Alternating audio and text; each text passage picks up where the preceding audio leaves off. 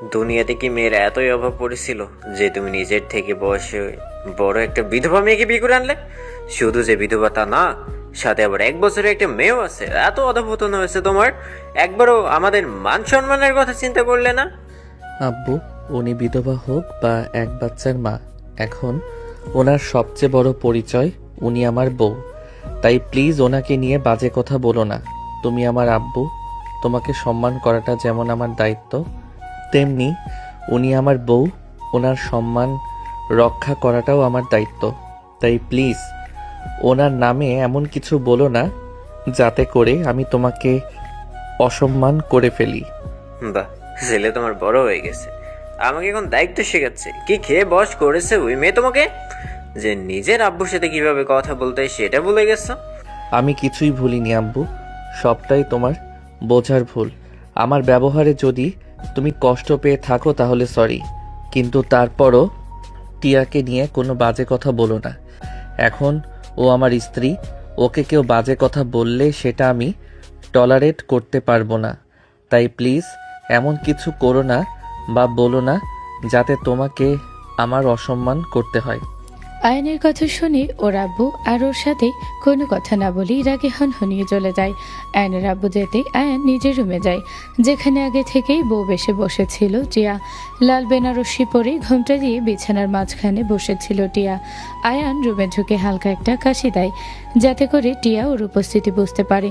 আয়নের কাশির শব্দ পেয়ে টিয়া একটু নড়ে চড়ে বসে, ঘোমটার নিচ থেকেই ওকে সালাম দেয়। আসসালামু আলাইকুম। ওয়ালাইকুম আসসালাম। সব কিছু ঠিকঠাক আছে তো? আপনার এখানে কোনো সমস্যা হচ্ছে না তো? না, সবকিছু ঠিক আছে। দেখুন, কোনো রকম কোনো সমস্যা হলে আমাকে বলতে পারেন। এখন থেকে এটা আপনার বাড়ি, আপনার সংসার, তাই সব কিছু নিজের মনে করে এখানে মতো করে থাকুন। কোনো ধরনের হেজিটেট ফিল করার দরকার নাই। কোনো সমস্যা হলে আমাকে বলতে পারেন। সমস্যা নেই কোনো, কিন্তু কিন্তু কি বলুন? আমি জানি আজকে রাতে কথাটা বলা বা এমন একটা আবদার করা অনুচিত।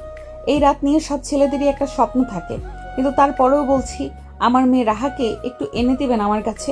মেয়েটা খুব ছোট তো, আমাকে ছাড়া ওর ঘুম আসে না। এখনো হয়তো কান্না করছে আমার জন্য। হয় ওকে একটু এনে দিন, নয়তো আমাকে ওর কাছে নিয়ে চলুন। আমি প্রমিস করছি ওকে ঘুম পাড়িয়ে দিয়ে আবার চলে আসবো। 10 মিনিট সময় দিন আমাকে শুধু। এটা এমন কোনো বড় ব্যাপার না, কিন্তু রাহা তো ঘুম, ওকে আমার বোন আহি ঘুম পাড়িয়ে দিয়েছে আরও আগে। আমার বোনটা বাচ্চা অনেক পছন্দ করে, আর বাচ্চারাও ওর সাথে একেবারে মিশে যায়। রাহা তো কয়েক মিনিটেই ওর ফুপিমণির সাথে একদম মিশে গেছে। ওর ফুপি ওকে খাইয়ে ঘুম পাড়িয়ে দিয়েছে। ফুপিমণি মানে? দেখো, তুমি যদি এখন আমার বউ হও তাহলে রাহাও আমার মেয়ে। আমি যে শুধু তোমাকে বিয়ে করে নিজের বউ মেনেছি তেমন কিন্তু নয়, তোমার সাথে সাথে রাহাকেও নিজের মেয়ে হিসেবে মনে করি আমি। আর আমার বোন তো আমার মেয়ের ফুপি হলো, তাই না? তুমি ভেবো না শুধু লোক দেখানোর জন্য আমি রাহাকে এখানে এনেছি। ও এখন আমার মেয়ে। হয়তো ওর শরীরে আমার রক্ত বইছে না, কিন্তু তারপরও ও আমার মেয়ে, আর আমি ওর বাবা। ও এ বাড়ির মেয়ে। রাহার প্রতি আয়নের মনোভাব দেখে টিয়া আবেগে আপ্লুত হয়ে পড়ে। না চাইতেই খুশিতে ওর চোখ থেকে পানি পড়তে থাকে। ও একভাবে আয়নকে দেখতে থাকে। আয়ন টিয়ার মনের অবস্থা বুঝতে পারে। টিয়ার দিকে তাকিয়ে একটু বাঁকা হেসে বলে, কি ব্যাপার, এভাবে তাকিয়ে আছো যে? প্রেমে পড়ে গেলে নাকি? দেখো, এভাবে তাকিও না, শেষমেশ নজর লেগে যাবে আমার। আমি এমনিতেই শুকনো মানুষ, তার উপর যদি আবার বউয়ের নজর লাগে তাহলে তো আমি শুকিয়ে একদম আমসি হয়ে যাব। আমসি কি? আরে চেনো না? আমসি হলো আমসত্ত্ব, এদিকে আমসত্ত্বকে আমসি বলে। তুমি যেভাবে আমার দিকে তাকিয়ে আছো তাতে নজর লাগবে শিওর, আর নজর লেগে আমার শুকিয়ে আমসত্ত্ব হওয়াটাও কনফার্ম। আয়নের কথা শুনে টিয়া ফিক করে হেসে দেয়। টিয়াকে হাসাতে পেরে আয়নের খুব ভালো লাগে। ও এক মনে টিয়ার হাসির দিকে তাকিয়ে থাকে। আয়নকে তাকিয়ে থাকতে দেখে টিয়া লজ্জা পায়। ও লজ্জায় মুখ নিচু করে নেয়। আয়ন বুঝতে পারে ওর এভাবে তাকানোর জন্য টিয়া লজ্জা পেয়েছে। ও টিয়াকে আরো লজ্জা দিতে বলে, তোমাকে হাসলে অনেক সুন্দর লাগে, একদম কিউটিপাই লাগে। তোমার গালের টোলের জন্য আরো বেশি কিউট লাগে। ধন্যবাদ। তবে এই যে তুমি লজ্জায় লাল নীল হচ্ছ, এতে তোমাকে সবচেয়ে বেশি কিউট লাগছে। না লাল সবুজ হচ্ছ, একদম টিয়া পাখি লাগছে তোমাকে দেখতে। আয়নের প্রথম কথাগুলোই টিয়া লজ্জা বেড়ে দ্বিগুণ হয়ে গেলেও শেষের কথাটাই মনটা খারাপ হয়ে যায়। ওর চোখ মুখ কালো হয়ে যায়। কয়েক সেকেন্ডের ব্যবধানেই ওর মুখের হাসি গায়েব হয়ে যায়। আয়ন হুট করে এমন টিয়ার মুখভঙ্গি পরিবর্তন হওয়া খেয়াল করে, কিন্তু টিয়া মুখভঙ্গি পরিবর্তন হওয়ার কারণ খুঁজে পায় না। ওভাবে ওর এমন লাগামহীন কথাবার্তায় টিয়া অপ্রস্তুত ফিল করছে, আর তার জন্যই এমন মুখ কালো করে রেখেছে। ও বলে, আই এম সরি, আমি হয়তো একটু বেশি বলে ফেলেছি। তোমাকে হয়তো আরও একটু সময় দেওয়া উচিত ছিল আমার। প্লিজ কিছু মনে করো না, আর এভাবে বলবো না, এমন কিছু বলবো না যাতে করে তোমাকে অস্বস্তিতে পড়তে হয়। আয়নকে সরি বলতে দেখে টিয়া ওর দিকে ফেল ফেল করে তাকিয়ে থাকে। আপনি এভাবে সরি কেন বলছেন? আমি আপনার কথাই কিছু মনে করিনি। আসলে রাহার বাবা আমাকে ভালোবেসে টিয়া পাখি বলে ডাকতো। আপনার মুখে টিয়া পাখি ডাকটা শুনে রায়ানের কথা মনে পড়ে গেল। রায়ান মানে রাহার বাবা? হ্যাঁ, জানেন রাহানা সর্বপ্রথম বাবা ডেকেছিল। ওর বলা প্রথম ডাকটা ছিল বাবা। কিন্তু ওর কি ভাগ্য দেখুন, জন্মের পর বাবাকে পেলই না। বাবা নামক বটবৃক্ষের ছায়াটা ওর জন্মের কিছুদিন আগেই ওর মাথার উপর থেকে হারিয়ে গেল। মানুষটা সবসময় চাইতো আমাদের যেন একটা মেয়ে হয়, হলো একটা ফুটফুটে পরীর মতো মেয়ে। কিন্তু দেখুন, ও মেয়েটাকে দেখেও যেতে পারলো না। মেয়েটাকে একবার কোলে নিয়ে নিজের বুকের সাথে মিশিয়ে রাখতে পারলো না। ভাগ্য খারাপ হলে যা হয় আর কি। সমস্যা কি ওর? এক বাবার আদর ও পাইনি, কিন্তু আরেক বাবা তো আছে নাকি? ও এখন আমার মেয়ে। আমি ওর বায়োলজিক্যাল বাবা না হলেও ও আমার মেয়ে, আর আমার মেয়েকে আমি কোনো দিন বাবার অভাব বুঝতে দেব না। এখন চোখ মুছুন আর যান, অজু করে আসুন। 2 রাকাত নফল নামাজ পড়তে হবে। আজ থেকে আমাদের নতুন জীবন শুরু হবে, তাই আল্লাহর রহমত নিয়ে জীবনটা শুরু করা উচিত। আর শুনুন, আলমারিতে শাড়ি 3 পিস রাখা আছে, আপনার যেটা পরে সুবিধা হয় সেটা পরে আসুন। এই ভারী জামদানি শাড়ি পাল্টে আসুন। জি, আপনি একটু অপেক্ষা করুন, আমি আসছি এক্ষুনি। আপনি জায়নামাজ বিছিয়ে বসুন। আয়নের কথা মতো টিয়া আলমারি থেকে একটা 3 পিস নিয়ে বাথরুমে চলে যায়। তারপর শাড়ি পাল্টে 3 পিস পরে নেয়, অজু করে রুমে আসে। এসে দেখে আয়ন জায়নামাজ বিছিয়ে দাঁড়িয়ে আছে। টিয়া গিয়ে আরেকটা জায়নামাজ বিছিয়ে নেয়। তারপর দুইজন একসাথে নামাজ পড়ে নেয়। নামাজ শেষে আয়ন টিয়াকে বেলকনির দিকে যায়। বেলকনির একপাশে গন্ধরাজ ফুল গাছ এর চারা, সেখানে ফুল ফুটে আছে। পুরো বেলকনিতে ফুলের ঘ্রাণে মাতোয়ারা হয়ে আছে। আরেক পাশে একটা দোলনা। আয়ান টিয়াকে নিয়ে গিয়ে দোলনায় বসে। তারপর টিয়ার এক হাত নিজের হাতের ভিতরে নিয়ে বলে, দেখুন, আপনার জীবনে একটা অতীত আছে, সেটা আমি জানি। এই সমাজ হয়তো আপনার আর আমার বিয়েটা খুব একটা ভালো চোখে দেখবে না।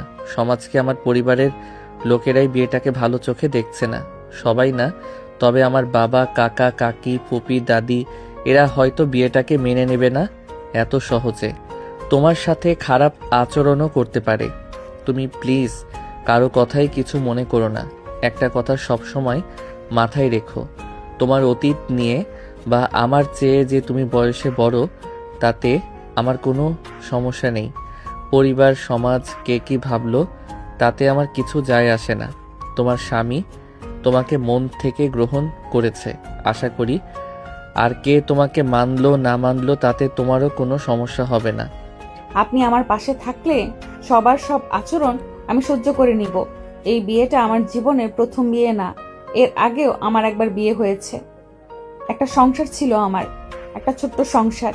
একটা মানুষ ছিল যাকে আমি স্বামী বলে মেনেছিলাম, নিজের সবটা দিয়ে তাকে ভালোবেসেছিলাম। কিন্তু হুট করে মানুষটা আমাকে ফেলে চলে গেল। দেখুন, রায়ান ছিল আমার প্রথম ভালোবাসা। বিয়ের পরে আমার জীবনে প্রথমবারের মতো প্রেমে পড়েছিলাম, সেটা হলো রায়ান। আর একটা কথা জানেন তো, প্রথম প্রেম, প্রথম ভালোবাসা কখনো ভোলা যায় না। আমার পক্ষেও রায়ানকে ভোলা সম্ভব না। আর আপনাকে স্বামীর অধিকার দিতেও আমার কিছুটা সময়ের দরকার। আমি জানি আজকে আমাদের বাসর রাত, আমার জন্য এটা দ্বিতীয় হলেও আপনার জন্য প্রথম। কিন্তু তাও আই এম সরি, আজকে আমি কোনোভাবেই মানসিকভাবে প্রস্তুত নই বাসরের জন্য। আপনার আমাকে কিছুটা সময় দিতে হবে। তোমার যতটা সময় দরকার হয় তুমি নিতে পারো। আমি চাই না তুমি নিজের মনের বিরুদ্ধে গিয়ে কিছু করো। শুধুমাত্র শরীরের টানে আমি তোমার কাছে যাব বা তুমি আমার কাছে আসবে সেটা আমি চাই না। আগে মন থেকে তুমি আমায় গ্রহণ করো, তারপর যা হবার হবে। তোমাকে আপনির বদলে তুমি বলে ফেললাম, কিছু মনে করো না। আমি চাই তুমিও আমায় তুমি করে বলো। আর হ্যাঁ, বাসর করতে না পারি আমার বুকে একটু মাথা তো রাখতে পারো নাকি প্লিজ? আয়নের কথায় ও আচরণে টিয়া মুগ্ধ হয়ে যায়। ও আয়নের বুকে মাথা রেখে চোখ বুজে থাকে। আয়ন টিয়ার মাথায় হাত বুলিয়ে দেয়। আয়নের থেকে এমন স্নেহের পরশ পেয়ে টিয়া খুব খুশি হয়। আয়ান টিয়ার মাথায় ছোট্ট করে একটা চুমু দেয়। এভাবে বসে থাকতে থাকতে ওরা দুজনে দোলনাতেই ঘুমিয়ে যায়। ওদের ঘুম ভাঙে রাহার চিৎকারে। আমার মাম্মি কোথায়? আমি মাম্মির কাছে যাব। মাম্মি তুমি কোথায়? রাহা বেবি এভাবে কান্না করে না সোনা, মাম্মি আছে তো। মাম্মি না একটু রেস্ট করছে, ঘুমাচ্ছে, একটু পরেই চলে আসবে। তুমি শান্ত হও মা। না, আমি মাম্মির কাছে যাব। আমাকে মাম্মির কাছে নিয়ে চলো। রাহা, মাম্মা মেয়ে তো আমি কোথাও যাইনি, দেখো, কান্না করো না মা। মাম্মি তুমি কই গেছিলা? আমি তোমাকে খুঁজছিলাম। কোথাও যাইনি তো মা, এই তো মা, আমি এখানেই আছি। আমি আমার সোনা মাটাকে ছেড়ে কোথায় যাব বলো? রাহামা, তোমার মাম্মি তোমার কাছে আছে, কোথাও যায়নি। মাম্মি ওটা সত্যি আমার বাবা? টিয়া কিছু বলার আগেই রাহা এক দৌড়ে গিয়ে আয়নের সামনে দাঁড়ায়। নিজের হাত দুটো আয়নের সামনে বাড়িয়ে দেয় কোলে ওঠার জন্য। বাবা, ও বাবা, কোলে। আয়ান রাহাকে কোলে তুলে নেয়। রাহা আয়নের কোলে উঠে ওর গলা জড়িয়ে ধরে। রাহার কান্নার শব্দে আয়নের কাকির ঘুম ভেঙে যায়। উনি উঠে এসে সবটাই দেখেন। সবকিছু দেখে টিটকারির সুরে বলেন, বাহ, অন্যের বউকে বউ পাতালি, এখন আবার অন্যের মেয়েকে মেয়ে পাতাচ্ছিস? বলি, তোর কি লজ্জা শরম বলতে কিচ্ছু নেই নাকি? কার না কার অবৈধ রক্ত, তাকে নিজের মেয়ে বলছিস? আবদ্রক্ষ কি বাবা? ওটা কিছু না মা, তুমি তোমার পিপির সাথে গিয়ে একটু ফ্রেশ হয়ে এসো। আজকে বাবা তোমায় খাইয়ে দেবে। আহি, রাহাকে নিয়ে যা। জি ভাইয়া। আহি রাহাকে নিয়ে ভেতরে চলে যায়। কাকির কথা শুনে টিয়া খুব কষ্ট পায়। ওর চোখে পানি টলমল করতে থাকে। আয়ন এক পলক টিয়ার দিকে তাকায়। টিয়ার চোখে পানি দেখে ওর খুব রাগ হয়। রাগে ওর চোখের শিরা লাল হয়ে যায়, হাত মুষ্টিবদ্ধ হয়ে যায়। ও রক্তিম চোখে কাকির দিকে তাকিয়ে বলে, কাকি, তুমি একটু বেশিই বলে ফেললে না? রাহা টিয়া আর রায়ানের মেয়ে, আর ইসলামী শরীয়ত মেনে টিয়া আর রায়ানের বিয়ে হয়েছিল এবং ওদের বিয়ের পরেই রাহা হয়েছিল। বিয়ের আগে না যে ও কারো অবৈধ রক্ত হবে। সব মেয়েকে তোমার নিজের মেয়ে সোনিয়ার মতো কেন মনে করো বলো তো? সবাই কি আর ওর মতো বিয়ের আগে প্রেম করে, প্রেমিকের অবৈধ রক্ত নিজের গর্ভে ধারণ করে? একটা কথা কান খুলে শুনে নাও, এতদিন রাহা শুধু টিয়া আর রায়ানের মেয়ে ছিল, এখন ও আমারও মেয়ে। আর আমার মেয়ের সম্পর্কে নেক্সট টাইম কেউ ফালতু কথা বললে আমার থেকে খারাপ আর কেউ হবে না, হোক সেটা বাইরের মানুষ বা আমার পরিবারের মানুষ, কেউ ছাড়া পাবে না। কথাটা ভালো করে নিজের ব্রেনে ঢুকিয়ে নাও, কেমন? যাই হোক, আমার মেয়ের হয়তো খিদা লেগেছে, ওকে খাওয়াতে হবে, আমি আসছি। আর যেগুলো বললাম মাথায় রেখো। কথাটা বলে আয়ন টিয়ার হাত ধরে ওকে নিয়ে আহির রুমের দিকে যেতে থাকে। টিয়া অপলক দৃষ্টিতে আয়নের দিকে তাকিয়ে থাকে আর মনে মনে বলে, একটা মানুষ এত ভালো হয় কিভাবে? প্রথমে আমার মতো বিধবা এক বাচ্চার মাকে বিয়ে করলো, আমার মেয়েটাকে নিজের পরিচয় দিল। আমি ভেবেছিলাম উনিও হয়তো আমার মন রক্ষা করতে রাহাকে নিজের মেয়ের পরিচয় দিতে চেয়েছে, কিন্তু এর আগে ওনার ব্যবহারেই বুঝিয়ে দিল আমার মন রক্ষা করার জন্য না, উনি সত্যিই মন থেকে রাহাকে নিজের মেয়ে হিসেবে মেনে নিয়েছে। আয়ান, আপনি নিজেও জানেন না আজকে আপনার কাজে আমি কতটা খুশি হয়েছি। আপনি যেহেতু এই সম্পর্কটাকে মন থেকে মেনে নিয়েছেন, তাই আমিও এই সম্পর্কটাকে এবার ধীরে ধীরে মেনে নিব। এই পবিত্র সম্পর্কটাকে মন থেকে মেনে নেব। কি ভাবছো এত? তখন থেকে ডাকছি তোমায়। কই কিছু না তো। কি বলছিলেন বলুন? আমি একটু অ্যাবসেন্স মাইন্ডে ছিলাম। বলছিলাম যে রাহার তো ফ্রেশ হওয়া শেষ, আমি ডাইনিংয়ে যাচ্ছি, তুমি রাহাকে নিয়ে আসো। রাহা ব্রেকফাস্টে কি খাই? ও সকালে কিছু খেতে চায় না, আমি জোর করে একটা ডিম পোচ আর সামান্য ফল খাওয়াই, তাও মাঝে মাঝে খায় না। ঠিক আছে, তুমি রাহাকে নিয়ে আসো। আচ্ছা ঠিক আছে। আয়ান ডাইনিংয়ে চলে যায় আর টিয়া আহির রুমে যায় রাহাকে আনতে। ডাইনিংয়ে আগে থেকে আয়নের আব্বু, কাকা কাকি, দাদি, কাকাতো বোন সোনিয়া, কাকাতো ভাই দীপ্ত বসেছিল। আয়ন ডাইনিংয়ে গিয়ে একটা গ্লাসে ফ্রুট জুস ঢেলে নেয়, তারপর কিচেনে গিয়ে একটা ডিম পোচ করে আনে। আয়নকে এসব করতে দেখে ওর আব্বু রাগে ফুঁসতে থাকে আর বলে, বাসাটার বাসা নেই, কোথা থেকে এক বিধবা মেয়ে ধরে এনেছে, এখন তার মেয়েকে নিয়ে অধিক খেতে শুরু করে দিয়েছে। আব্বু, আই এম সরি, কিন্তু প্লিজ রাহা বা টিয়াকে নিয়ে কোনো বাজে কথা বলো না। টিয়া এখন আমার বিয়ে করা বউ আর রাহা এখন থেকে আমার মেয়ে। আমার বউ আর আমার মেয়ের নামে আমি কোনো ধরনের বাজে কথা শুনতে চাই না। আমি তোমাকে আগেও বলেছি তুমি আমার আব্বু, তাই তোমার সাথে আমি কোনো খারাপ আচরণ করতে চাই না। সেটা তোমারও খারাপ লাগবে আর আমারও। তাই প্লিজ এগুলো বন্ধ করো, এসব করো না, দয়া করে এসব করো না। আয়ান, তুমি কিন্তু এবার অতিরিক্ত বাড়াবাড়ি করছো। একটা বিধবা আর তোর মেয়ের জন্য তুমি আমার সাথে কিভাবে কথা বলছো? আমি তোমার কে হই সেটা বলে যাচ্ছ? ওই বাইরের মেয়েটা এখন তোমার কাছে আমার থেকে মূল্যবান? এত কষ্ট করে তোমাকে মানুষ করলাম আজকে এই দিন দেখার জন্য। মা, তুমি অন্তত ওকে কিছু বলো। এ বাড়িতে তোমার কথাই তো শেষ কথা, তুমি অন্তত ওকে কিছু বলো। আমাকে কি বলতে বলছো তুমি? মানে কি মা, ও একটা বিধবাকে বিয়ে করলো। একে তো মেয়েটা বিধবা, তার উপরে ওর থেকে বয়সে বড়, আবার একটা বাচ্চাও আছে। এমন একটা মেয়েকে বিয়ে করা নিয়ে ওকে আপনি কিছু বলবেন না? আমার আসলে ওকে কিছু বলা উচিত। দাদু ভাই, জি দাদি। তুমি যে কাজটা করেছো অনেক ভালো কাজ করেছো। আমি তোমার এই সিদ্ধান্তে অনেক খুশি হয়েছি। একটা বিধবা মেয়েকে তুমি বিয়ে করেছো, তার খুঁটি হয়েছো। একটা বাবা মরা বাচ্চাকে নিজের পরিচয় দিয়েছো।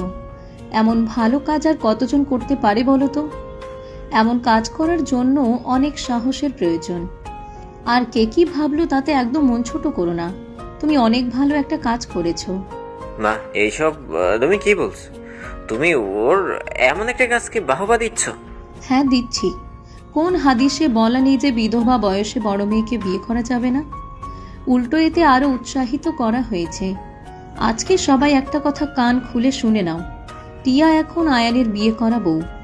এই বাড়ির বউ ছেলের, এ বাড়ির বড় ছেলের বউ। তাই ওর অতীত যাই হোক সেসব নিয়ে ওকে কেউ বাজে কথা বলবে না। মনে রাখবে, ও এই বাড়ির বড় বউ এখন। ও এই বাড়ির বড় বউ এখন। আর আয়ান যেহেতু রাহাকে নিজের পরিচয় দিয়েছে, নিজের মেয়ে হিসেবে স্বীকৃতি দিয়েছে, তাই রাহাও এ বাড়িরই সদস্য। আয়ানের মেয়ে এ বাড়ির বড় নাতনি। ও আয়ানের নিজের মেয়ে হলে সবাই ওকে যে নজরে দেখতে, এখনও সেই নজরেই দেখবে। আর এটা আমার আদেশ।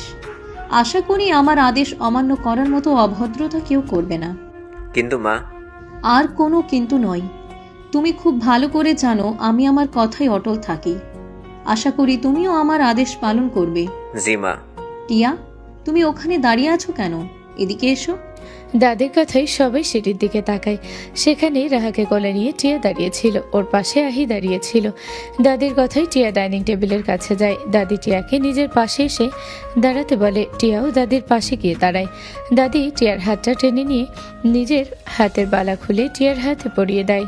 দাদি, আপনি এটা কি করছেন? আপনার বালা আমাকে কেন দিচ্ছেন? কেন, আমার ব্যবহার করা পুরনো বালা নিতে সমস্যা আছে বুঝি? না না দাদি, আমি সেটা বলতে চাইনি। আমি বলেছি এটা তো আপনার জিনিস, এটা কেন আপনি আমাকে দিয়ে দিচ্ছেন? এটা আপনিই রাখুন। এটা আমার শাশুড়ি মা আমাকে দিয়েছিলেন, আমি আবার আয়নের আম্মুকে দিয়েছিলাম। এই বংশের এটাই নিয়ম। এটা আমাদের বংশের বড় বউকে দেওয়া হয়। আয়ানের আম্মু মারা যাওয়ার পরে এটা আবার আমি নিজের কাছে রেখেছিলাম। এখন এটার দাবিদার তুমি। আয়ানের আম্মু মানে তোমার শাশুড়ি বেঁচে থাকলেও নিজেই এটা তোমায় পরিয়ে দিত। ও যেহেতু নেই, তাই আমি তোমায় পরিয়ে দিচ্ছি। এখন তুমি এই বাড়ির বউ, বড় বউ, সেটা সবসময় মাথায় রাখবে। তোমার সম্মান অনেক উঁচুতে, তোমার অধিকারও অনেক বেশি। নিজের অবস্থান সবসময় ক্লিয়ার রাখবে।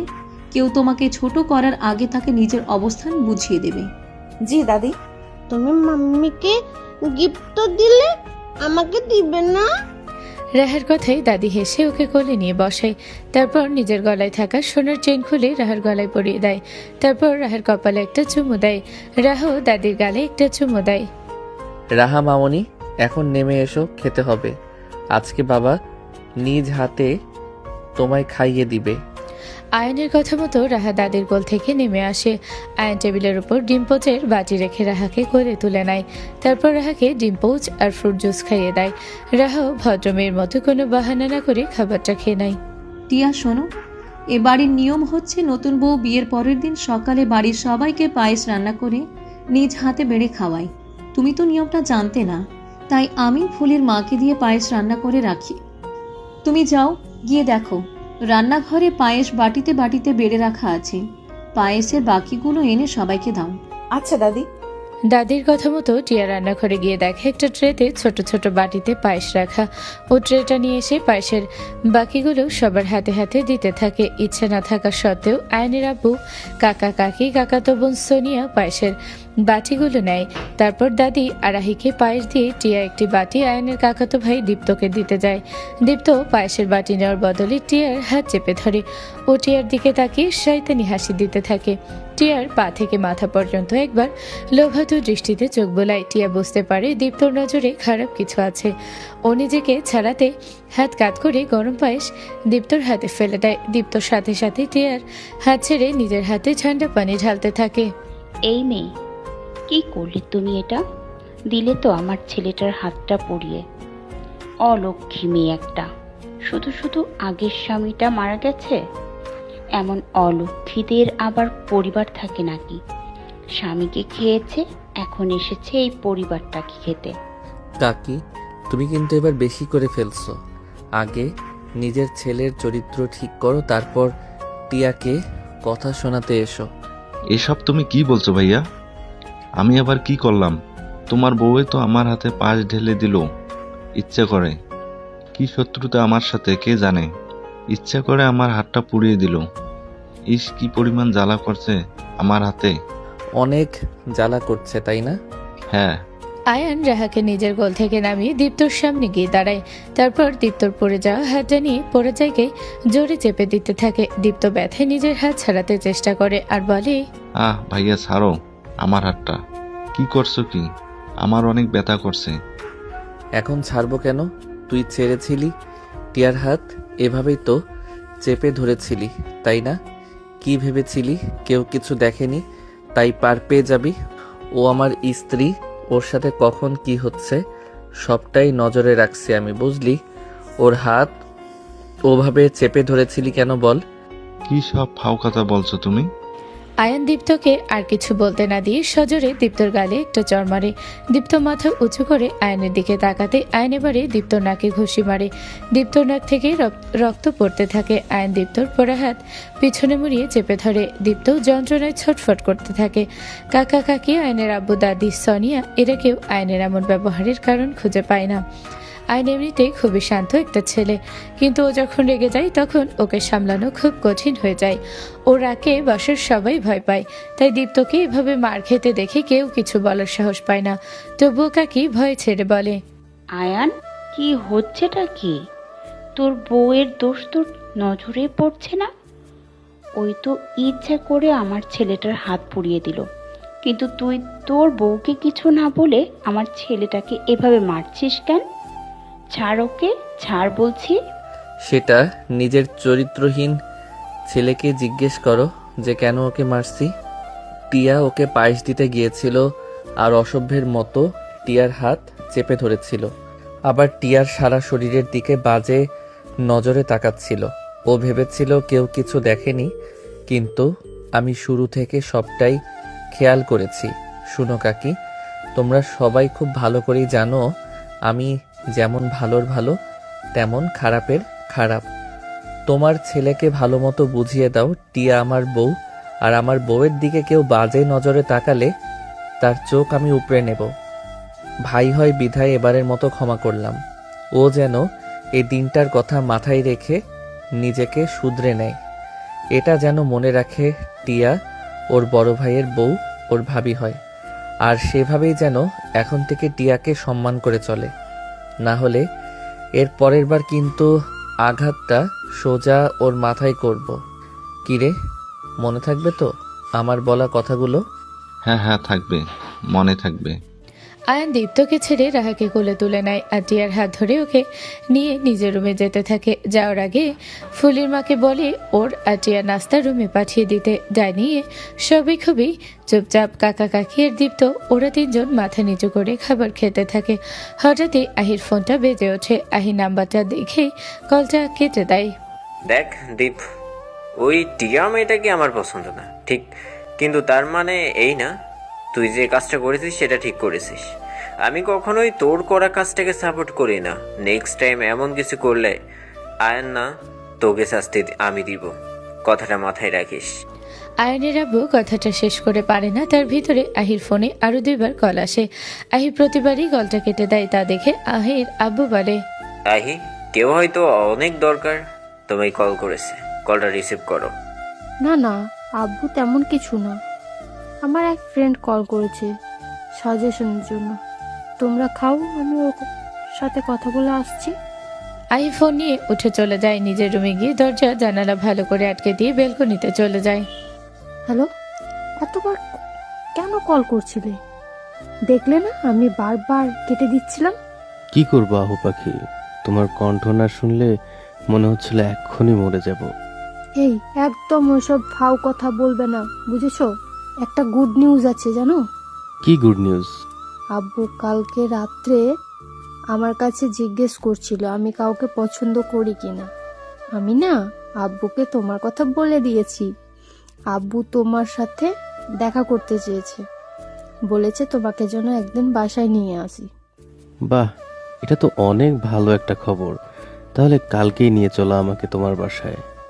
আচ্ছা ঠিক আছে, আমি কালকেই তোমাকে বাসায় নিয়ে আসব। তুমি রেডি হয়ে থেকো, আমি আব্বুকে জানিয়ে দিচ্ছি। আপনি সাহেব বিয়ের ইন্টারভিউ দেওয়ার জন্য রেডি হন।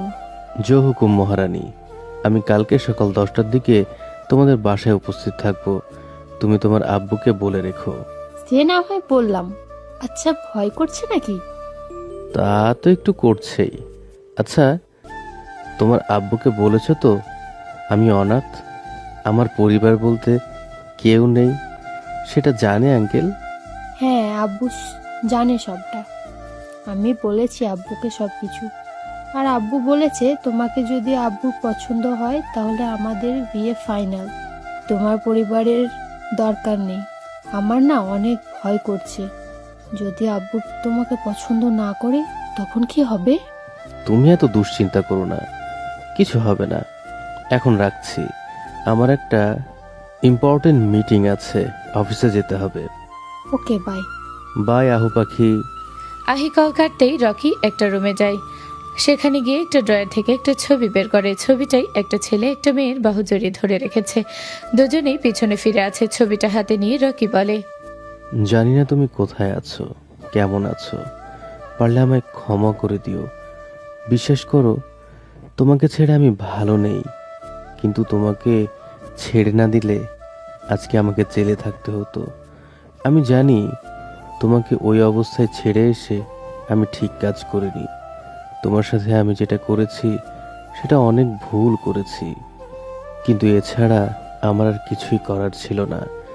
আমি এখনো তোমাকে ভালোবাসি, বিশ্বাস করো।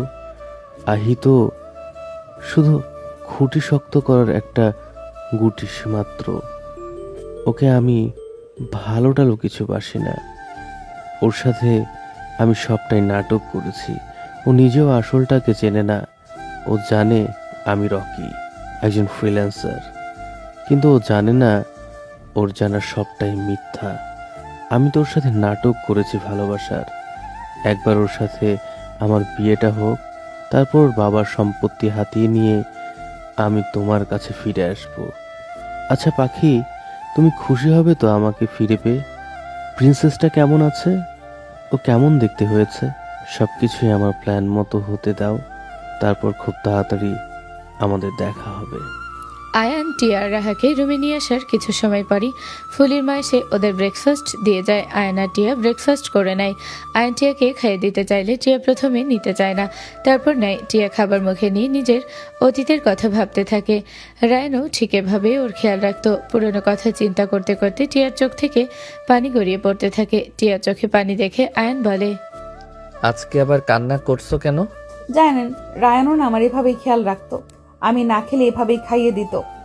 আচ্ছা, অতীত এত সুন্দর কেন হয় বলতে পারেন? আর হুট করে সেই সব মানুষগুলো কেন জীবন থেকে হারিয়ে যায়, যাদের নিয়ে আমরা সারা জীবন কাটানোর স্বপ্ন দেখি? আল্লাহ কেন সেই মানুষগুলোকে আমাদের জীবন থেকে কেড়ে নেন বলতে পারেন? আল্লাহ উত্তম পরিকল্পনাকারী, নিশ্চয়ই এটাতে আপনার ভালো হবে, তাই আপনার জীবন থেকে রায়ানকে সরিয়ে নিয়েছে। ভবিষ্যতে হয়তো আপনার জন্য আরো ভালো কিছু লিখে রেখেছেন। আল্লাহর সিদ্ধান্তের উপর ভরসা রাখুন, দেখবেন সামনে যা কিছু হবে সবটা ভালোই হবে। এখন কান্না করা বাদ দিয়ে তাড়াতাড়ি খাবারটা খেয়ে নাও। আপনি একবার তুমি কেন বলেন? আসলে আমি তো আগে তোমাকে আপনি বলতাম, আর এখন তুমি আমার বউ, তাই ভেবেছি তুমি করে বলবো, কিন্তু হুট করে কি অভ্যাস পরিবর্তন করা যায় বলো, তাই গুলিয়ে ফেলি। আয়নের কথা শুনে টিয়া হেসে দেয়। টিয়া হাসলে ওর গালে টোল পড়ে, যেটা ওর সৌন্দর্যকে আরো বাড়িয়ে দেয়। আয়ন এক নজরে টিয়ার হাসির দিকে তাকিয়ে থাকে। আয়নকে এভাবে তাকাতে দেখে টিয়া অপ্রস্তুত হয়ে যায় ও চোখ নামিয়ে নেয়। আয়ন বুঝতে পারে ওর তাকানোর জন্য টিয়া লজ্জা পাচ্ছে, তাই ও চোখ সরিয়ে নেয়। ওদের খাওয়া শেষ হয়ে গেছে ততক্ষণে। আয়ন পরিস্থিতি নর্মাল করতে খাবারের প্লেট রাখতে যাওয়ার বাহানায় ওখান থেকে চলে যায়। আয়ান খাবারের প্লেট রাখতে যাওয়ার সময় দাদির সাথে ওর দেখা হয়। দাদি আয়ানকে ডেকে বলে, আয়ান দাদু ভাই, তুমি কি এখন ব্যস্ত? কেন দাদি? তোমার সাথে আমার একটু কথা আছে। হ্যাঁ বলো। প্লেট দুটো রেখে একটু আমার ঘরে এসো। আচ্ছা ঠিক আছে। দাদির কথা মতো আয়ন প্লেট দুটো রেখে দাদির ঘরে যায়। দাদির ঘরে যেতেই দাদি বলে, দেখো, তুমি টিয়াকে বিয়ে করেছো, ওর মেয়েকে নিজের পরিচয় দিয়েছো, তাতে আমি খুশি হয়েছি। কিন্তু টিয়ার আগের স্বামীর ব্যাপারে কিছু তো বললে না। ওর স্বামী কিভাবে মারা গেল, তুমি বা কেন নিজের থেকে বড় বিধবাম একজনকে বিয়ে করলে, তা তো বললে না। কারণ ওর স্বামীর মৃত্যুর জন্য আমি দায়ী। এসব কি বলছো তুমি? তুমি কিভাবে ওর স্বামীর মৃত্যুর জন্য দায়ী হবে? আমি ঠিকই বলছি দাদি, আমি ওর স্বামীর মৃত্যুর জন্য দায়ী। 2.5 বছর আগে 31st নাইটের দিনে আমি বন্ধুদের সাথে পিকনিকে গেছিলাম, মনে আছে তোমার? হ্যাঁ মনে আছে। টিয়ার স্বামী ছিলেন একজন ব্যবসায়ী, ওদের কাপড়ের ব্যবসা ছিল। ওর আগের স্বামীর নাম ছিল রায়ান। সেদিন পিকনিক উপলক্ষে আমার বাকি বন্ধুরা ড্রিঙ্কস করেছিল, আমি তো ড্রিঙ্কস করি না জানোই। ওই দিন আমাদের গাড়িটা আমি ড্রাইভ করেছিলাম।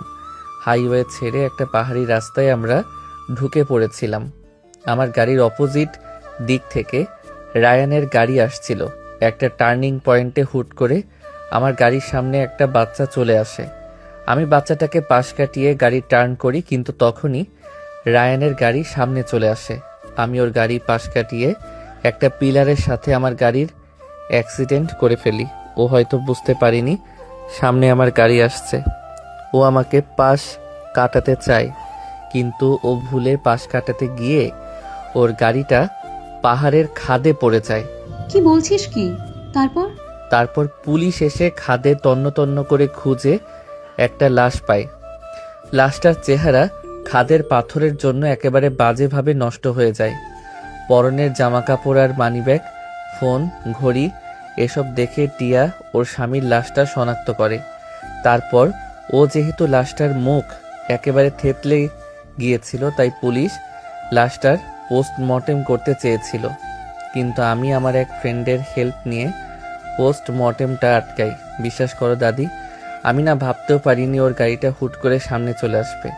ওই বাচ্চাটার সামনে না আসলে আমার গাড়ি ওর গাড়ির সামনে যেত না, আর না তো ওর অ্যাক্সিডেন্ট হতো। আমার বন্ধুরা সবাই সেদিন খুব ভয় পেয়ে গেছিল। ওরা ওখান থেকে পালিয়ে আসে, সাথে করে আমাকেও জোর করে নিয়ে আসে। টিয়া এখনো জানে না রায়ানের অ্যাক্সিডেন্টের জন্য আমি দায়ী। আমি একজন খুনি, তাই না দাদি? আমার জন্য টিয়া ওর ভালোবাসার মানুষকে হারালো। জানো দাদি, যখন রায়ান মারা গেল তখন টিয়া প্রেগনেন্ট। রাহা তখন ওর মায়ের গর্ভে ছিল। আমার জন্য শুধু যে টিয়া ওর ভালোবাসার মানুষকে হারিয়েছে তেমনটা নয়, সাথে রাহাও ওর বাবাকে হারালো। একটা মিষ্টি পরী জন্মের আগেই বাবা নামক বটবৃক্ষকে হারালো। শুধুমাত্র আমার জন্য খুনি আমি, একটা খুনি আমি। কথাগুলো বলতে বলতে আয়ান হাঁটু ভেঙে মাটিতে বসে পড়ে। ওর চোখ দিয়ে অঝরে অশ্রু ঝরতে থাকে। আয়ান পাগলের মতো কান্না করতে থাকে আর নিজেকে খুনি বলতে থাকে। আপনি আপনি আমার রায়ানকে মেরে ফেলেছেন, আমার সন্তানকে জন্মের আগেই পিতাহারা করেছেন। আর আমি কিনা এতদিন কতটা ভালো মনে করতাম আপনাকে। খুনি লোক একটা, আমার থেকে আমার রায়ানকে কেড়ে নিয়েছেন, আমার ভালোবাসাকে শেষ করে দিয়েছেন। ক্ষমা করব না, কখনো ক্ষমা করব না আপনাকে। দাদির পায়ে তেল মালিশ করার জন্য টিয়া দাদির ঘরে আসে, কিন্তু দরজার বাহিরে থেকে আয়নের বলা শেষ কথাগুলো টিয়া শুনে ফেলে। পুরোটা না শুনি শুধু শেষটুকু শুনে ও আয়নকে ভুল বোঝে। ও মনে করে আয়ন ওর স্বামীকে ইচ্ছে করে মেরে ফেলেছে। ও কান্না করতে করতে ঘরের দরজার বাহিরে থেকে নিজের ঘরে চলে যায়। ঘরে গিয়ে নিজের আর রাহার সমস্ত জামাকাপড় একটা লাগেজে ভরতে থাকে। আয়নকে কান্না করতে দেখে দাদি, এসে ওর কাঁধে হাত রাখে। আয়ন দাদির দিকে তাকায়, কান্না করার জন্য ওর চোখ মুখ লাল হয়ে যায়। দাদি আয়নকে বলে, কান্না করো না দাদু ভাই, যা হয়েছে তার পুরোটাই একটা অ্যাক্সিডেন্ট। আজকে যদি রায়ান তোর পাশে আর তুই ওর পাশে থাকতি, তাহলে তুই খাদে পড়তি, তুই মারা যেতি। এই পুরোটাই একটা অ্যাক্সিডেন্ট, তুই ওর মৃত্যুর জন্য দায়ী না। নিজের মনকে সামলা, ভুল ধারণা থেকে বেরিয়ে আয়। রায়ানের মৃত্যু একটা অ্যাক্সিডেন্ট, তুই দায়ী না। কিন্তু টিয়া কি সেটা বুঝবে বলো? ও তো আমায় ভুল বুঝবে। জানো দাদি, টিয়াকে আমি আরও 4 বছর আগে থেকে চিনি। তখন ওর বিয়ে হয়নি। সাজেকে ঘুরতে গেছিলাম সেবার, তখন ওরাও হয়তো কলেজ থেকে পিকনিকে এসেছিল। প্রথম দেখাতেই আমার ওকে ভালো লেগে গেছিল, কিন্তু তারপর অনেক খুঁজেও ওকে আর পাইনি। রাশানের মৃত্যুর পরে ওর পরিবার সম্পর্কে খোঁজ নিতে গিয়ে জানতে পারি টিয়া রায়ানের স্ত্রী, আরও প্রেগনেন্ট। রায়ান নাকি অনেক দেনায় জড়িয়ে গেছিল। ওর দেনা শোধ করার জন্য ওদের সমস্ত টাকা পয়সা শেষ হয়ে যায়। শুধু ছিল একটু কাপড়ের দোকানটা, সেটাও ব্যাংক লোন নেওয়া ছিল, এই জন্য ব্যাংকের অধীনে চলে যায়।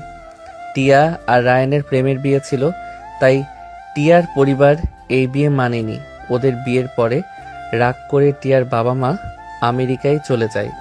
আর রায়ান অনাথ, একটা অনাথ আশ্রমে ও বড় হয়েছিল। তাই রায়ানের মৃত্যুর পরে টিয়ার আপনজন বলতে আর কেউ থাকে না। হাতে টাকা পয়সা যা ছিল সবটা রাহার জন্মের সময়ই শেষ হয়ে যায়। তারপর থেকে অনেক কষ্টে টিয়া চলতো। আমি ওদের টাকা পয়সা দিয়ে হেল্প করতাম। টিয়া নিতে চাইতো না, কিন্তু আমি বলেছিলাম আমি একটা সংস্থার লোক। আমাদের সংস্থা থেকে যেসব বাচ্চার বাবা জন্মের আগে মারা যায় তাদের হেল্প করা হয়। তাই ও আমার হেল্প নিতে রাজি হয়, কিন্তু ওদের এলাকার কিছু বখাটের ছেলেরা ওকে ডিস্টার্ব করত। আমি ছেলেগুলোকে ওয়ার্নিং দিয়েছি, তাতেও কাজ হয়নি। একদিন রাহাকে দেখতে ওদের বাসায় যাই আমি, আর সেদিন ওই ছেলেগুলো বাইরে থেকে দরজা আটকে দেয়। রাতের বেলা হওয়ায় ওরা আশেপাশের পাড়া প্রতিবেশীদের ডেকে বলে আমি নাকি প্রায় রাতে ওদের বাসায় যাই, রাতে থাকি। ওরা আমাকে জড়িয়ে টিয়াকে আজে বাজে কথা বলে। টিয়ার সাথে আমার অবৈধ সম্পর্ক আছে এমনটাই বোঝাই সবাইকে।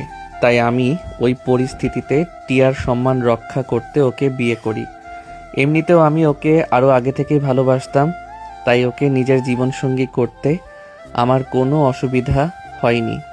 রায়ানের অ্যাক্সিডেন্টের পরে আমি এমনিতেও রাহার দায়িত্ব নিতে চেয়েছিলাম, সেই জন্য টাকা দিয়ে ওদের যতটা সম্ভব সাহায্য করছিলাম। কিন্তু মনের ভিতরে একটা কষ্ট থেকেই গেছিল যে মেয়েটা বাবা ছাড়া বড় হবে। কিন্তু এখন আর আমার এই কষ্টটা হয় না, কারণ এখন ও আমার মেয়ে। তুমি টিয়াকে সবটা বলে দাও। সম্পর্কের শুরুতেই সব ব্যাপারে পরিষ্কার থাকা দরকার। আর তাছাড়া পরে যদি টিয়া সবটা জানতে পারে অন্য কোনো মাধ্যমে, তখন তো ও তোকে ভুল বুঝবে, তাই না?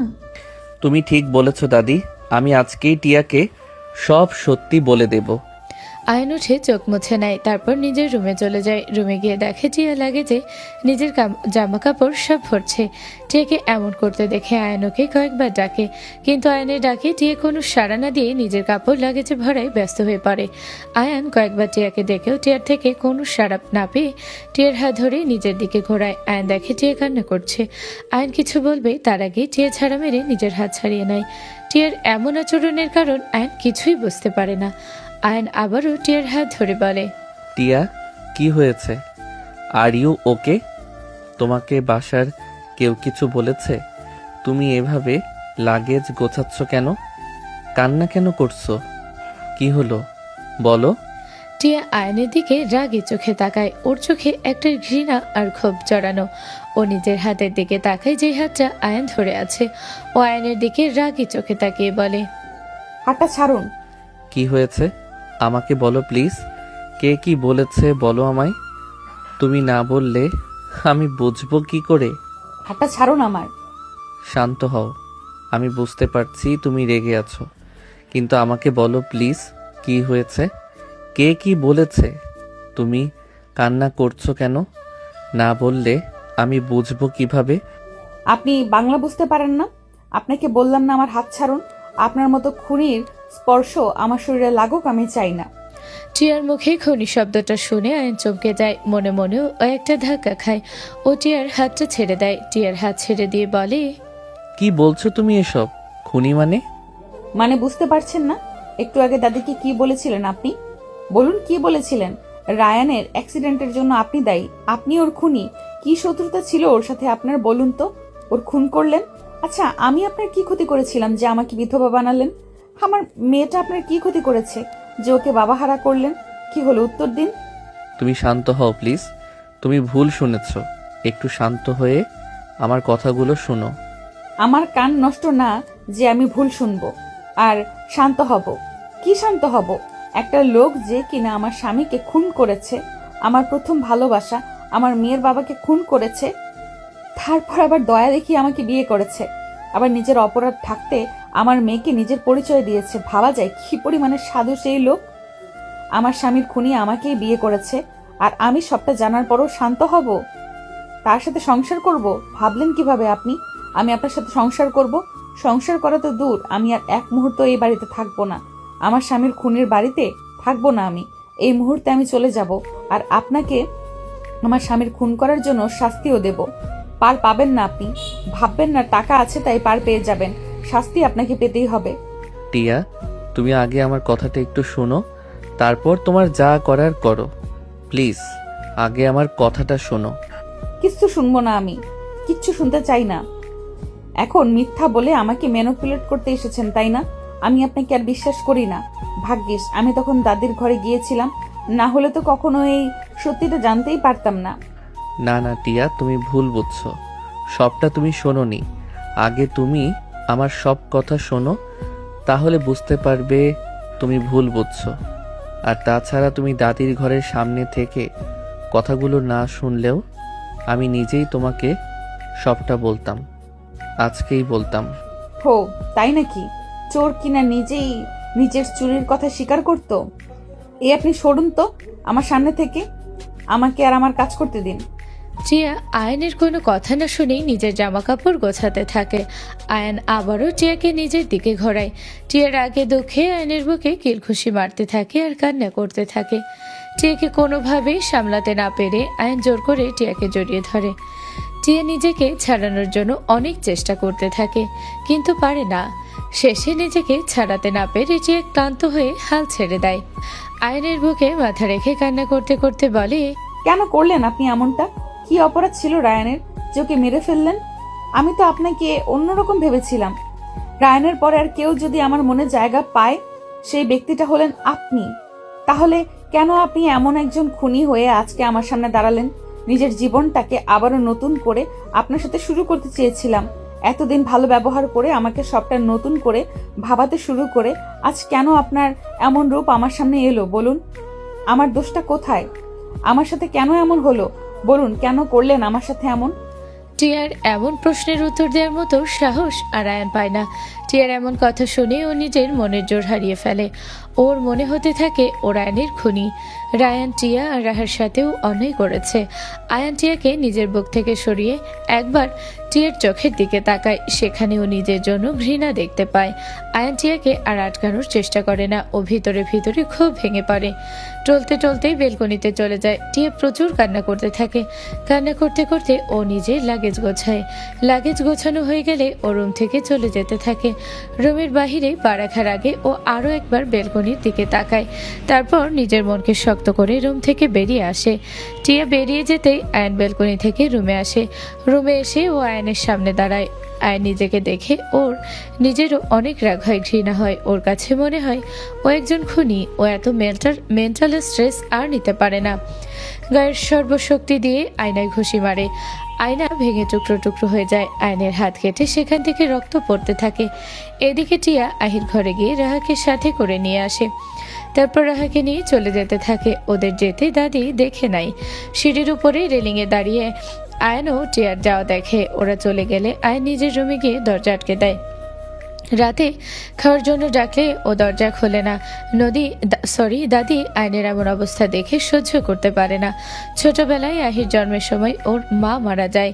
তারপর থেকে দাদি আয়ন আর আহিকে মানুষ করে। আয়নের প্রতি ওনার অন্যরকম একটা টান কাজ করে সবসময়। উনি সিদ্ধান্ত নেন উনি নিজেই টিয়াকে ফিরিয়ে আনবেন। সেই রাতেই উনি টিয়াদের বাসায় যান। আব্বু আসবো? হ্যাঁ এসো। আব্বু, রকির সাথে কথা বলেছি, ও কালকে সকালে আসবে। আচ্ছা ঠিক আছে। আব্বু, আমি তাহলে আসছি। আহি শোনো, হ্যাঁ আব্বু বলো। ওই মেয়েটা হঠাৎ চলে গেল কেন? ভাবির কথা বলছো? হ্যাঁ ওই আর কি। সেটা আমিও ঠিক জানি না। ভাবি আমার রুমে আসলো, রাহাকে নিয়ে চলে গেল। তবে ভাবি কান্না করছিল তখন। হয়তো ওদের দুজনের ঝগড়া হয়েছে হবে। আয়ানও তো আজকে সেই যে দরজা আটকেছে আর খুললো না, রাতে তো খোলো না। যাই হোক, আবার তো বিদায় হয়েছে, এতেই আমি খুশি। ভাবি আর রাহা চলে যাওয়ায় তুমি সত্যি খুশি হয়েছো আব্বু? অবশ্যই খুশি হয়েছে। কেন, তোমার কোনো সন্দেহ আছে? না, আজকে সকালে রাহার খাওয়ার পরে ও যখন তোমার রুমে চলে আসে তখন তো দেখলাম ওকে কোলে বসিয়ে গল্প করছো। না তো, আমি কেন পরের মেয়ের সাথে গল্প করব? তা তো তুমি ভালো বলতে পারবে। যাই হোক, আসছি আমি। আহির প্রশ্নে আব্বু থতমত খেয়ে যায়। বাচ্চা মেয়ে ওনার খুবই পছন্দের। সকালে রাহা ওনার রুমে আসে, উনি খুবই খুশি হন। রাহাকে কোলে বসিয়ে ওর সাথে গল্প করতে থাকেন। বাহিরে সবার সামনে উনি রাহাকে আর টিয়াকে না মানলেও মনে মনে ওনার জন্য ওনার চিন্তা হয়। আর রাহা খুবই মিষ্টি একটা বাচ্চা। প্রথম দেখাতেই ওকে ওনার ভালো লাগে। উনি তো সুযোগ খুঁজছিলেন রাহাকে আদর করার জন্য, কিন্তু উনি বুঝতে পারেননি আহির সবটা দেখে নিয়েছে। উনি আহির সামনে কিছুটা লজ্জায় পড়ে যায়। আহি চলে যাওয়ার পরে উনি সারা ঘরে পায়চারি করতে থাকেন। রাহা টিয়ার জন্য ওনার খুব চিন্তা হতে থাকে। ছোট একটা বাচ্চাকে নিয়ে টিয়া কোথায় গেছে একা একা সেটাই ভাবতে থাকেন। উনি মনে মনে একটা প্ল্যান করেন আয়নকে এমন কিছু কথা বলবেন যাতে করে ও রেগে যায়, আর রেগে গিয়ে টিয়া আর রাহাকে ফিরিয়ে আনে। উনি সকালের জন্য অপেক্ষা করতে থাকেন। সকালে সবাই যখন খাওয়ার জন্য ডাইনিং এ আসে, আয়নও আসে। আয়নকে দেখে আব্বু বলে, শুনলাম সেই মেয়ে নাকি চলে গেছে। কোন মেয়ে? যাকে তুমি বিয়ে করে আনলে। আয়ন আর কিছু না বলে মাথা নিচু করে খাওয়া শুরু করে। আয়নকে চুপ করে থাকতে দেখে আব্বু বলে, যাক বাবা, আপদ তাহলে বিদায় হয়েছে। আব্বু ভাবে আপদ বলে আয়ন হয়তো কোনো রিয়াক্ট করবে, হয়তো রেগে যাবে, কিন্তু ওনাকে অবাক করে দিয়ে আয়ন চুপ করে থাকে। ও এমনভাবে সবকিছু ইগনোর করে যেন ও কিছু শুনতেই পায়নি। আয়নকে এমন নিরুত্তর দেখে আব্বু আবারও বলেন, আমি জানতাম ওই মেয়ে সংসার করার মতো মেয়ে না। ওইসব মেয়ে কখনো ভালো হয় নাকি? দেখো গিয়ে এইখানে এসেছিল টাকার জন্য, যখন দেখলো টাকা হাতাতে পারবে না অমনি চলে গেল। আমি লিখে দিতে পারি, তুমি যদি এখন ওকে ফিরিয়ে আনতে যাও ও আসবে না, কারণ এসব মেয়েরা টাকা ছাড়া কিছু চেনে না। আব্বু ভেবেছিল এসব বেলায় হয়তো এবার আয়ন রেগে যাবে, আর রেগে গিয়ে হলেও টিয়াকে ফেরত আনতে যাবে, কিন্তু ওনাকে ভুল প্রমাণিত করে আয়ন এবারও কিছু বলে না। ও হাত ধুয়ে উঠে চলে যায়। আয়নকে না খেয়ে চলে যেতে দেখে আব্বুর অনেক খারাপ লাগে। উনি নিজের মনে নিজেকেই গালি দিতে থাকেন, কেন এসব বললেন। আর আয়ন ওনার জন্য না খেয়ে চলে গেল। মন খারাপ করেই দরজার দিকে তাকাতেই উনি দেখেন দরজায় টিয়া দাঁড়িয়ে আছে রাহাকে কোলে নিয়ে। ওদের দেখে উনি মনে মনে খুশি হলেও সেটা প্রকাশ করেন না। টিয়া বাসার ভেতরে এসে রাহাকে কোল থেকে নামিয়ে আহির কাছে দেয়। তারপর আহির থেকে জানতে পারে আয়ন না খেয়ে চলে গেছে। টিয়া একটা প্লেটে খাবার নিয়ে আয়নের রুমের দিকে যায়। আহি রাহাকে একটা চেয়ারে বসিয়ে খাইয়ে দিতে থাকে। তখনও ওর ফোনে রকির কল আসে। ও রাহাকে কোলে নিয়ে ওর রুমে চলে যায়। রুমে গিয়ে রকিকে কল ব্যাক করে। হ্যাঁ বলো। আমি না একটা জরুরি কাজে পড়ে গেছি, আজকে আমি আসতে পারবো না, কালকে আসি প্লিজ। তুমি একটু আঙ্কেলকে ম্যানেজ করো। আচ্ছা ঠিক আছে। এটা বলার জন্য কল দিয়েছিলাম, এখন রাখছি। আহিকে আর কিছু বলতে না দিয়ে রকি কল কেটে দেয়। এতে করে আহির মনটা খারাপ হয়ে যায়। আহি ফোনটা রেখে রাহার সাথে খেলা করতে থাকে। টিয়া আয়নের রুমে গিয়ে রেখে দরজা খোলা আছে। ও ভিতরে গিয়ে কোথাও আয়নকে দেখতে পায় না। খাবারের প্লেট টেবিলে রেখে ও ব্যালকনির দিকে যায়। ব্যালকনিতে গিয়ে দেখে আয়ন দাঁড়িয়ে সিগারেট খাচ্ছে। ও পেছন থেকে বলে, সিগারেট খাওয়া কিন্তু ভালো অভ্যেস না। সিগারেট খেলে আমি আর আমার মেয়ে কিন্তু আপনার সাথে কথা বলবো না। টিয়ার কণ্ঠ শুনে আয়ন চমকে যায়। ও সিগারেট ফেলে দিয়ে পেছনে তাকিয়ে দেখে টিয়া দাঁড়িয়ে আছে। টিয়াকে দেখে আয়ন গিয়ে ওকে জড়িয়ে ধরে। টিয়াকে জড়িয়ে ধরে ও কেঁদে দেয়। ও কখনো কল্পনা করতে পারেনি যে টিয়া আবার ফেরত আসবে। টিয়াকে দেখেও নিজেকে আর সামলাতে পারে না, তাই ওকে জড়িয়ে ধরে কান্না করতে থাকে। আয়নকে এমন করতে দেখে টিয়া প্রথমে একটু অবাক হয়, তারপর ও নিজেও আয়নকে জড়িয়ে ধরে।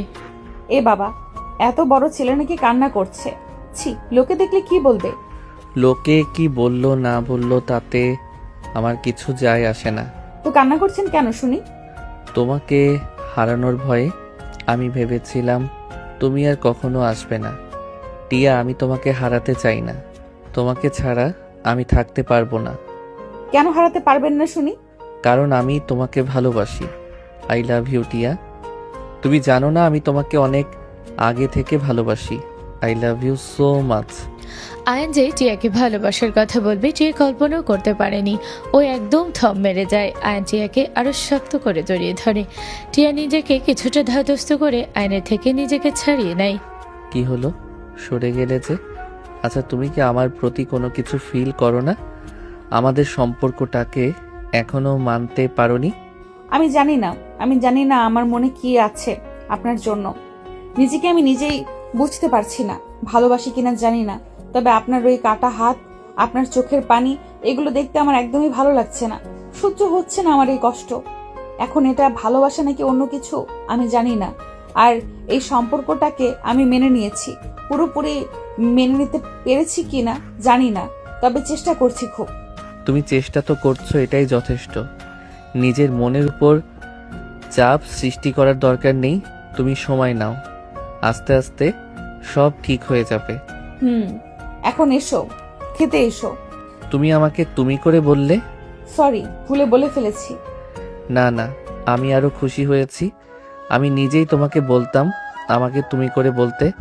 চলো খেয়ে নেই, খুব ক্ষুধা লেগেছে।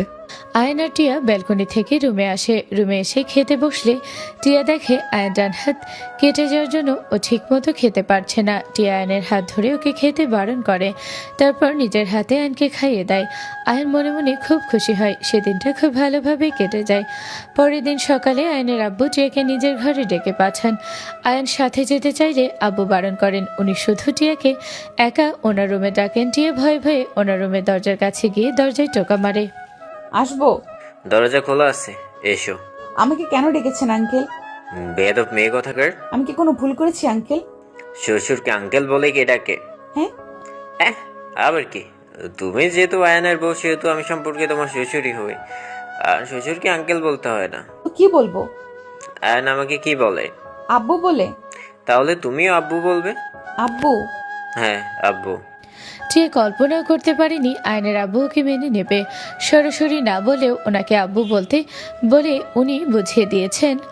টিয়াকে উনি পুত্রবধূ হিসেবে মেনে নিয়েছেন। খুশিতে টিয়ার চোখে পানি চলে আসে। ও গিয়ে আয়নের আব্বুর পায়ে হাত দিয়ে সালাম করতে যায়। আব্বু ওকে আটকায় আর বলে, পায়ে হাত দিয়ে সালাম করতে হয় না। এই মেয়ে তো দেখছি কিছুই জানে না। তোমাকে দোয়া করে দিচ্ছি, সালাম করতে হবে না। যাই হোক, তোমাকে যে কারণে ডেকে পাঠিয়েছি সেটা শোনো আগে। হ্যাঁ আব্বু, বলুন। আমার মেয়ে আহি একটা ছেলেকে ভালোবাসে, ছেলেটাও ওকে ভালোবাসে। ওরা একে অপরকে বিয়ে করতে চায়। ছেলেটা একটা ভালো চাকরি করে, ওয়েল সেটেল। ওর পরিবার বলতে কেউ নেই, অনাথ। সেটাও আমার কোনো সমস্যা নেই। আমার কাছে আমার মেয়ের খুশিটাই আগে। ছেলেটার নাম রকি। আজকে ওর আসার কথা ছিল, আমার সাথে দেখা করার কথা ছিল, কিন্তু একটা জরুরি কাজ পড়ে যাওয়ায় ও আসতে পারেনি। কালকে সকালে আসবে। দুপুরে আমাদের বাসায় খেয়ে তারপরে যাবে। আমি চাই ওর মেহমানদারি তুমি করো। আহি আর আয়ানের তো মা বেঁচে নেই, থাকলে ওই সবই করতো। তুমি যেহেতু আহির একমাত্র ভাবি, তাই এখন এই দায়িত্ব আমি তোমাকে দিচ্ছি। আপনি কোনো চিন্তা করবেন না, আমি সবটা সামলে নেব। এই প্রথমবার আপনি আমায় কোনো দায়িত্ব দিয়েছেন। আমি নিজের সর্বোচ্চ দিয়ে চেষ্টা করব সবটা যেন ভালোভাবে মেটে। কি আইটেম রান্না করতে হবে আপনি বলুন, সেটা আমায় বলে দেবেন। সেটা তুমিই দেখে নিও, যেটা করলে ভালো হয় করো, আর নিজের মতো করে করো সব। আচ্ছা আব্বু, আসছি আমি। দাঁড়াও। আয়নের আব্বু অদ্রব খুলে সেখান থেকে একটা গয়নার বাক্স বের করেন। গয়নার বাক্সটা টিয়ার দিকে এগিয়ে দিয়ে বলেন, এটা আয়নার আম্মুর গহনা, একটা নেকলেসের সেট। এটাও নিজের ছেলের বউয়ের জন্য কিনেছিল আরো আগে। আজকেও বেঁচে থাকলে এটা নিজের হাতে তোমাকে দিত। ও তো নেই, তাই আমিই দিচ্ছি। দেখো, তোমাদের বিয়েটা যেমনই হোক, যেভাবেই হোক, হয়েছে তো। বিয়েটা তো আর অস্বীকার করা যায় না, আর না তো এটা অস্বীকার করা যায় যে তুমি আয়নের স্ত্রী। আয়নের স্ত্রী হিসাবে এটা তোমার প্রাপ্য। আমার দায়িত্ব ছিল এটা তোমার হাতে তুলে দেওয়ার, আমি দিলাম। এবার এটাকে যত্ন করে আগলে রাখা তোমার দায়িত্ব। আশা করি এটা তোমার কাছে সুরক্ষিত থাকবে। জি আব্বু। ঠিক আছে, যাও তুমি এখন। আর হ্যাঁ, ফুলির মাকে সাথে নিয়ে কালকে সব আয়োজন করো। একা একা করতে যেও না, কষ্ট হয়ে যাবে। আপনি কিছু চিন্তা করবেন না আব্বু, আমি সবটা সামলে নেব। আসছি। টিয়া আয়নের আব্বুর ঘর থেকে বেরিয়ে নিজেদের রুমে যায়। বিকালে দমকা হাওয়া শুরু হলে টিয়া ছাদে যায় কাপড় আনতে। টিয়াকে রুমে দেখতে না পেয়ে আয়নও ছাদে যায় টিয়ার খোঁজে। কাপড় তুলতে যাওয়ার পরে ঝমঝমিয়ে বৃষ্টি পড়া শুরু হয়। টিয়া অনেকটা ভিজে যায়। অনেকদিন পরে বৃষ্টি দেখে টিয়া আর ঘরে যায় না, ও বৃষ্টিতে ভিজতে থাকে। আয়ন এসে দেখে টিয়া বৃষ্টিতে ভিজছে। টিয়া, তুমি বৃষ্টির ভিতরে দাঁড়িয়ে আছো কেন? এদিকে চলে এসো। আপনি ঘরে যান, আমি একটু পরে আসছি। আমি বৃষ্টিতে ভিজবো একটু। বৃষ্টিতে ভিজবে মানে কি? এখন মাত্র প্রথম বর্ষাকাল শুরু হলো, এই সময়ের বৃষ্টি ভালো না। তুমি এখনই এদিকে চলে আসো। আসো বলছি। জি না, আমি বৃষ্টিতে ভিজবো যখন বলেছি তখন ভিজবো। আপনি দাঁড়িয়ে থাকলে থাকুন, নয়তো ঘরে চলে যান। তুমি আসবে না তো? না, আসবো না। দাঁড়াও, আমি আসছি। কথাটা বলে আয়ন দৌড়ে যায় টিয়াকে ধরার জন্য। আয়নকে দৌড়ে আসতে দেখে টিয়া নিজেও দৌড়ে পালাতে যায়। ছাদ পিছলা হয়, টিয়া পা স্লিপ করে পড়ে যায়। আয়ন দৌড়ে এসে টিয়াকে ধরার চেষ্টা করেও ব্যর্থ হয়। পড়ে গিয়ে টিয়া কোমরে অনেক ব্যথা পায়। একা একা ওঠার চেষ্টা করে ও উঠতে পারে না। ব্যথায় ওর চোখে পানি চলে আসে। আয়ন ওর কাছে এসে হাত এগিয়ে দেয়। তুমি একটা উঠতে পারবে না? এসো, আমার হাত ধরে উঠে এসো। আয়নের কথা মতো টিয়া ওর হাত ধরে ওঠার চেষ্টা করে, কিন্তু তাও পারে না। উঠতে গিয়ে আবার বসে পড়ে। টিয়ার এমন অবস্থা দেখে আয়ন ওকে কোলে তুলে নেয়। তখনও মুষলধারে বৃষ্টি পড়ছে। আয়ন আর টিয়া দুজনেই ভিজে একাকার হয়ে যায়। আয়ন টিয়াকে কোলে নিয়ে ঘরে আসে। টিয়া একভাবে আয়নের দিকে তাকিয়ে থাকে। আয়ন টিয়াকে কোল থেকে নামিয়ে বিছানায় বসায়। টিয়া একটা সুতির শাড়ি পরেছিল। বৃষ্টিতে ভেজার কারণে শাড়িটা ভিজে ওর শরীরের সাথে একদম লেপ্টে থাকে। আয়ন টিয়াকে বিছানায় বসানোর সাথে সাথে টিয়া ব্যথায় কুকড়ে ওঠে। আয়ন টিয়ার কোমর থেকে শাড়ি সরিয়ে দেখতে যায় টিয়ার কতটা ব্যথা লেগেছে। ও টিয়ার কোমরের কাছে শাড়িতে হাত দিতে যাবে, তখনই টিয়া ওর হাত ধরে আটকে দেয়। কি করছো তুমি? আটকাচ্ছ কেন? তখন যেভাবে পড়লে দেখে তো মনে হলো অনেক ব্যথা পেয়েছো, কেটেও গেছে হয়তো। দেখি, হাত সরাও, আমাকে দেখতে দাও। না না, ঠিক আছি আমি। কেমন ঠিক আছো তা তো দেখতেই পেয়েছি। উঠে দাঁড়াতে পর্যন্ত পারছিলে না। দেখি, হাত সরাও, আমায় দেখতে দাও। কেটে গেলে ওখানে অ্যান্টিসেপটিক লাগাতে হবে, না হলে ইনফেকশন হয়ে যেতে পারে, আর ব্যথাও কমবে না। কিন্তু কোনো কিন্তু না, বলেছি না। হাত সরাও। টিয়া আর কিছু না বলে হাত সরিয়ে নেয়। আয়ন আলতো করে টিয়ার কোমরের কাছে শাড়ি সরিয়ে নেয়। শাড়ি সরানোর সময় আয়নের হাতের ছোঁয়া লাগে টিয়ার কোমরে। ও চোখ বন্ধ করে নেয়। আয়ন দেখে টিয়ার কোমরের কাছটা লাল হয়ে আছে। ও উঠে গিয়ে ব্যথে মলম নিয়ে আসে। মলম হাতে টিয়ার সামনে আসতেই টিয়া মলমটা কেড়ে নেয়। কি হলো? মলমটা কেড়ে নিলে যে? আমি লাগিয়ে নিতে পারবো। পারবে না তুমি। দাও ওটা আমার কাছে, আমি লাগিয়ে দিচ্ছি। না, পারবো আমি। জেদ কেন করছো? বললাম না তুমি পারবে না। তোমার হাত ওই অবধি যাবে না, আর তুমি ঠিকভাবে দেখে লাগাতে পারবে না। তাই জেদ করা বাদ দিয়ে মলমটা দাও, আমি লাগিয়ে দিচ্ছি। আপনি জেদ করা বাদ দিন। আমি বললাম না আমি পারবো। তাহলে আপনি কেন অযথা জেদ করছেন? ওকে লাগাও, তুমি দেখি কেমন পারো। টিয়া মলম নিয়ে কোমরে লাগাতে যায়, কিন্তু পারে না, ওর হাত অত দূর অব্দি পৌঁছায় না। এদিকে কোমরে ব্যথা বাড়তেই থাকে। টিয়া বারবার চেষ্টা করতে থাকে, কিন্তু কোনোভাবেই পারে না মলমটা লাগাতে। এত সময় ধরে আয়ন টিয়ার কর্মকাণ্ড দেখছিল বুকে হাত বেঁধে। কি হলো, লাগাও মলমটা। খুব তো বললে পারবে, এখন লাগাচ্ছ না কেন? আয়নের কথাই টিয়া ইনোসেন্ট ফেস করে আয়নের দিকে তাকায় আর বলে, পারছি না তো লাগাতে, একটু লাগিয়ে দাও না। অতিরিক্ত বেশি বোঝো তুমি, দাও এদিকে দাও। টিয়া মলমটা আয়নের হাতে দেয়। আয়ন মলম নিয়ে টিয়ার কোমরের কাছে সারি সরায়। আবারও আয়নের হাতের ছোঁয়া লাগে টিয়ার কোমরে। টিয়া শিহরণে কেঁপে ওঠে ও চোখ বন্ধ করে নেয়। আয়ন টিয়ার কোমরে মলম লাগানোর সময় টিয়া বিছানার চাদর খামচে ধরে। এক অন্যরকম শিহরণ বয়ে যায় ওর শরীরে। ওর শ্বাস প্রশ্বাস ঘন হয়ে ওঠে। চোখ বুজে ও জোরে জোরে শ্বাস নিতে থাকে। আয়ন মলম লাগানো শেষে টিয়ার দিকে তাকিয়ে দেখে টিয়া চোখ বুজে আছে। তখনও টিয়ার চোখে মুখে পানি ফোটা ছিল। বৃষ্টিতে ভেজার কারণে ওর নাকের ডগা ঠোঁট লাল হয়ে থাকে। আয়নের স্পর্শে টিয়ার ঠোঁট কাঁপতে থাকে। আয়ন এক নজরে টিয়ার কাঁপা কাঁপা ঠোঁটের দিকে তাকিয়ে থাকে। ও এক প্রকার ঘরের দিকে ভেতরে চলে যায়। নিজেকে আর সামলাতে পারে না আয়ান। ও ধীরে ধীরে টিয়ার ঠোঁটের দিকে এগিয়ে যায়। কাঁপা কাঁপা হাতে টিয়ার ঠোঁট স্পর্শ করে। টিয়া তখন চোখ বন্ধ করে জোরে জোরে নিঃশ্বাস নিতে থাকে। আয়ান নিজের ডান হাত টিয়ার চুলের ভিতরে দিয়ে ওর মাথা আঁকড়ে ধরে, আর বাম হাতে টিয়ার কোমর জড়িয়ে ধরে। তারপর টিয়ার কাঁপতে থাকা ঠোঁট নিজের ঠোঁটের আয়ত্তে নিয়ে নেয়। একভাবে পাগলের মতো টিয়ার ঠোঁটে কিস করতে থাকে আয়ন। আয়নের পাগলামি টিয়াও বেসামাল হয়ে যায়। ও নিজেকে সামলাতে না পেরে আয়নের সাথে সমানতালে কিস করতে থাকে। টিয়ার রেসপন্স পেয়ে আয়ন আরও উগ্র হয়ে ওঠে। ও বেসামাল হয়ে পড়ে। টিয়ার ঠোঁটে কিস করার সাথে সাথে হালকাভাবে কামড় দিতে থাকে। অনেক সময় এভাবে কিস করার পরে আয়ন ঠান্ডা হয়। ও নিজেও এবারে জোরে জোরে নিঃশ্বাস নিতে থাকে। ওর আর টিয়ার দুজনেরই চোখ বন্ধ হয়। আজকে যদি আমি তোমার কাছে স্বামীর অধিকার দাবি করি, তুমি কি রাগ করবে? যদি তোমাকে একটু ভালোবাসতে চাই, একটু আদর করে কাছে পেতে চাই, তুমি কি ধরা দেবে? নিজেকে সমর্পণ করবে আমার কাছে? প্লিজ টিয়া, না বলো না। আমি আর পারছি না তোমাকে দূরে সরিয়ে রাখতে। তোমাকে নিজের করে পেতে চাই আমি। আজকের রাতটা শুধু তোমার আর আমার হোক, সেটাই চাই। তোমাকে খুব ভালোবাসতে চাই। প্লিজ, তুমি আজকে আর বারণ করো না, প্লিজ। আয়ন ঘোর লেগে কণ্ঠে টিয়াকে কথাগুলো বলে। টিয়া কোনো প্রতি উত্তর দেয় না। ও নিজেও যে আয়নকে কাছে পেতে চায় সেটা বোঝাতে ও নিজে থেকে এবারে আয়নকে লিপ কিস করে। টিয়ার থেকে সম্মতি পেয়ে আয়ন টিয়ার সাথে কিস করায় রেসপন্স করে। একে অপরকে পাগলের মতো কিস করতে থাকে ওরা। আয়ন টিয়ার ঠোঁটে কিস করা বাদ দিয়ে এবার আস্তে আস্তে নিচের দিকে নামতে শুরু করে। টিয়ার গলায় পাগলের মতো কিস করতে থাকে ও। আয়নের আদরে টিয়া বেসামাল হয়ে ওঠে। আয়ন টিয়ার ঘাড়ে গলায় কিস করার সাথে সাথে কামড়ও দিতে থাকে। টিয়া শিহরণে পাগল হয়ে ওঠে। ও জোরে জোরে শ্বাস নেয় আর বিছানার চাদর খামচে ধরে। ওরা একে অপরের ভেতরে ডুবে যায়। ভালোবাসার জগতে হারিয়ে যায় দুজনে। লাভ ইউ টিয়া, অনেক অনেক ভালোবাসি তোমাকে। আমিও ভালোবাসি তোমায় আয়ান। একে অপরকে জড়িয়ে ধরেই ঘুমিয়ে পড়ে ওরা। সকালে টিয়ার ঘুম ভাঙলেও দেখে আয়নকে শক্ত করে জড়িয়ে ধরে রেখেছে। রাতের কথা মনে পড়তেই টিয়া লজ্জায় লাল হয়ে যায়। ও নিজেকে আয়নের থেকে ছাড়িয়ে নিতে চাইলে আয়নকে আরো শক্ত করে জড়িয়ে ধরে। ঘুম ঘুম কণ্ঠে বলে, হাঁসের বাচ্চার মতো এমন ছটফট করছো কেন? চুপ করে আমার বুকে শুয়ে থাকো। অনেক বেলা হয়েছে, ছাড়ো আমাকে। আমার আজকে অনেক কাজ আছে। আজকে রকি আসবে আব্বুর সাথে ওর আর আহির বিয়ের কথা বলতে। আব্বু আমাকে দায়িত্ব দিয়েছে আমি যেন আজকে নিজ হাতে রান্না বান্না করে শুরু করে সবটা সামলাই। এখন ছাড়ো আমায়, আমার দেরি হয়ে যাচ্ছে। না, ছাড়বো না।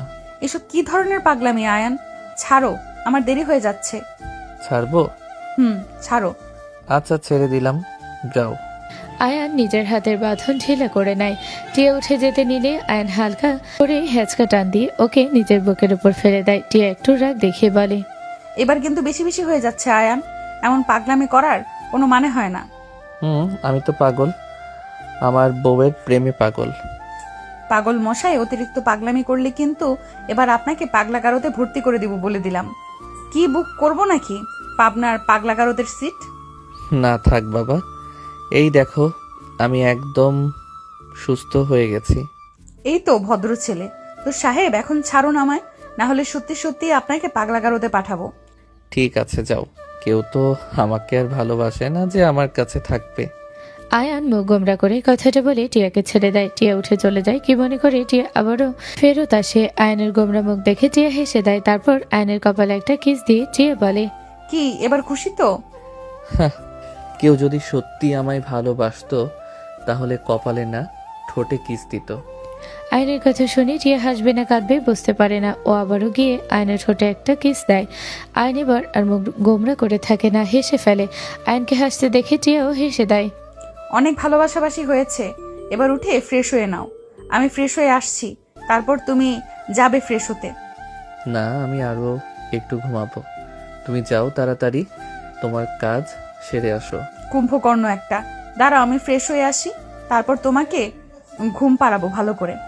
টিয়া চলে যায় গোসল করতে, আর আয়ান আবারও কাঁথামুড়ি দিয়ে শুয়ে পড়ে। গোসল থেকে বেরিয়ে এসে টিয়া আয়ানকে ডাকতে থাকে, কিন্তু আয়ান ওঠেই না। টিয়া আয়নের মুখের উপর থেকে কাঁথা টেনে সরিয়ে নেয়। তারপরও আয়ান ওঠে না। সেটা দেখে টিয়ার মাথায় একটা দুষ্ট বুদ্ধি আসে। ও আয়নের মুখের সামনে গিয়ে নিজের ভেজা চুল ছাড়ে। চুলের পানি পড়ায় আয়ান লাফিয়ে ওঠে। সেটা দেখে টিয়া হাসতে থাকে। টিয়াকে হাসতে দেখে আয়ন রাগি চোখে তাকায়। টিয়া ওকে জিভ ভেঙে দিয়ে আয়নের সামনে দাঁড়ায়। তোয়ালে দিয়ে নিজের মাথার চুল মুছতে থাকে টিয়া। আয়ন পেছন থেকে গিয়ে টিয়াকে জড়িয়ে ধরে টিয়ার চুলের মাঝে মুখ গুজে দেয়। কি হচ্ছেটা কি? আবার আদর করতে ইচ্ছে করছে তোমায়? করাবো তোমায় আদর। এখনো ফ্রেশ হয়নি, এসেছে আদর করতে। যাও ফ্রেশ হয়ে এসো। এমন করো কেন বউ? কেমন করি? কেমন যেন সৎ বউয়ের মতো আচরণ করো তুমি। আয়নের কথা শুনে টিয়া হাসতে থাকে। ও সামনে ফিরে আয়নের গলা জড়িয়ে ধরে।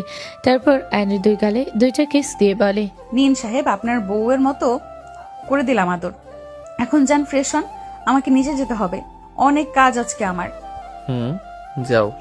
আয়ন চলে যায় ফ্রেশ হতে, আর টিয়া নিচে চলে যায়। আজকে অনেক কাজ করেছে টিয়া, অনেক পদ রান্না করতে হবে। সেসবের বাজার আগের দিনই করিয়ে রাখে টিয়া। ফুলির মাকে সাথে নিয়ে অনেক পদ রান্না করে। রান্না শেষ করতে করতে টিয়ার 12টা বেজে যায়। রকি ফোন করে জানিয়েছিল ও একবারে দুপুরে এসে লাঞ্চ করবে। তাই সকালের জন্য কোনো নাস্তা আইটেম না করে একেবারে লাঞ্চের জন্য কয়েক পদ রান্না করে টিয়া। রান্না শেষ করে টিয়া গোসলের জন্য নিজের রুমে যায়।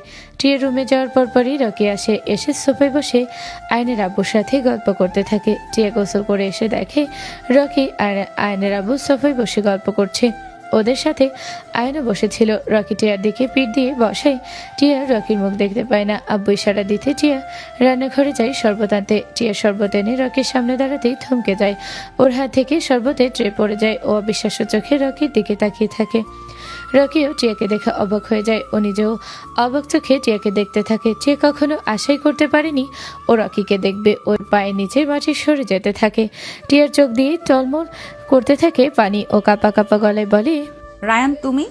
এসব কি বলছো তুমি টিয়া? রায়ান এখানে কোথা থেকে আসবে? ও তো অ্যাক্সিডেন্টে মারা গেছে।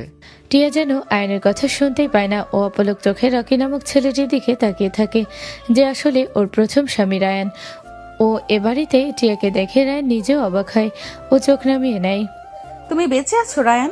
তুমি এতদিন কোথায় ছিলে? এতদিন তুমি কেন আমার সাথে যোগাযোগ করনি? তুমি এ বাড়িতে কি করছো? ও এখন আমার স্ত্রী, তাই ও এই বাড়িতে। স্ত্রী মানে কি? হ্যাঁ, আমি ওর স্বামী, জীবিত আছি, তাহলে ও তোমার স্ত্রী হয় কিভাবে? এ টিয়া, ওইসব কি বলছে? তুমি ওর স্ত্রী মানে কি? আমি ছিলাম না মাত্র 2.5 বছর, এর ভিতরেই নতুন নাগর জুটিয়ে নিয়েছিস। Shut up, just keep your mouth শাট। তুমি আমার বাড়িতে দাঁড়িয়ে আমার বউকে উল্টাপাল্টা কথা বলার সাহস পাও কোথা থেকে? হ্যাঁ, এই তোমার বউ করছো কেন? হ্যাঁ, ও আমার বউ, আমার বিয়ে করাবো, আমি ওর স্বামী। এই টিয়া, তোর লজ্জা করলো না নতুন নাগরের সাথে সময় কাটাতে? বেশরম মেয়ে একটা। সেই অ্যাক্সিডেন্টে তুমি মারা যাওনি, তুমি বেঁচে আছো। তাহলে এতদিন কেন সামনে আসোনি?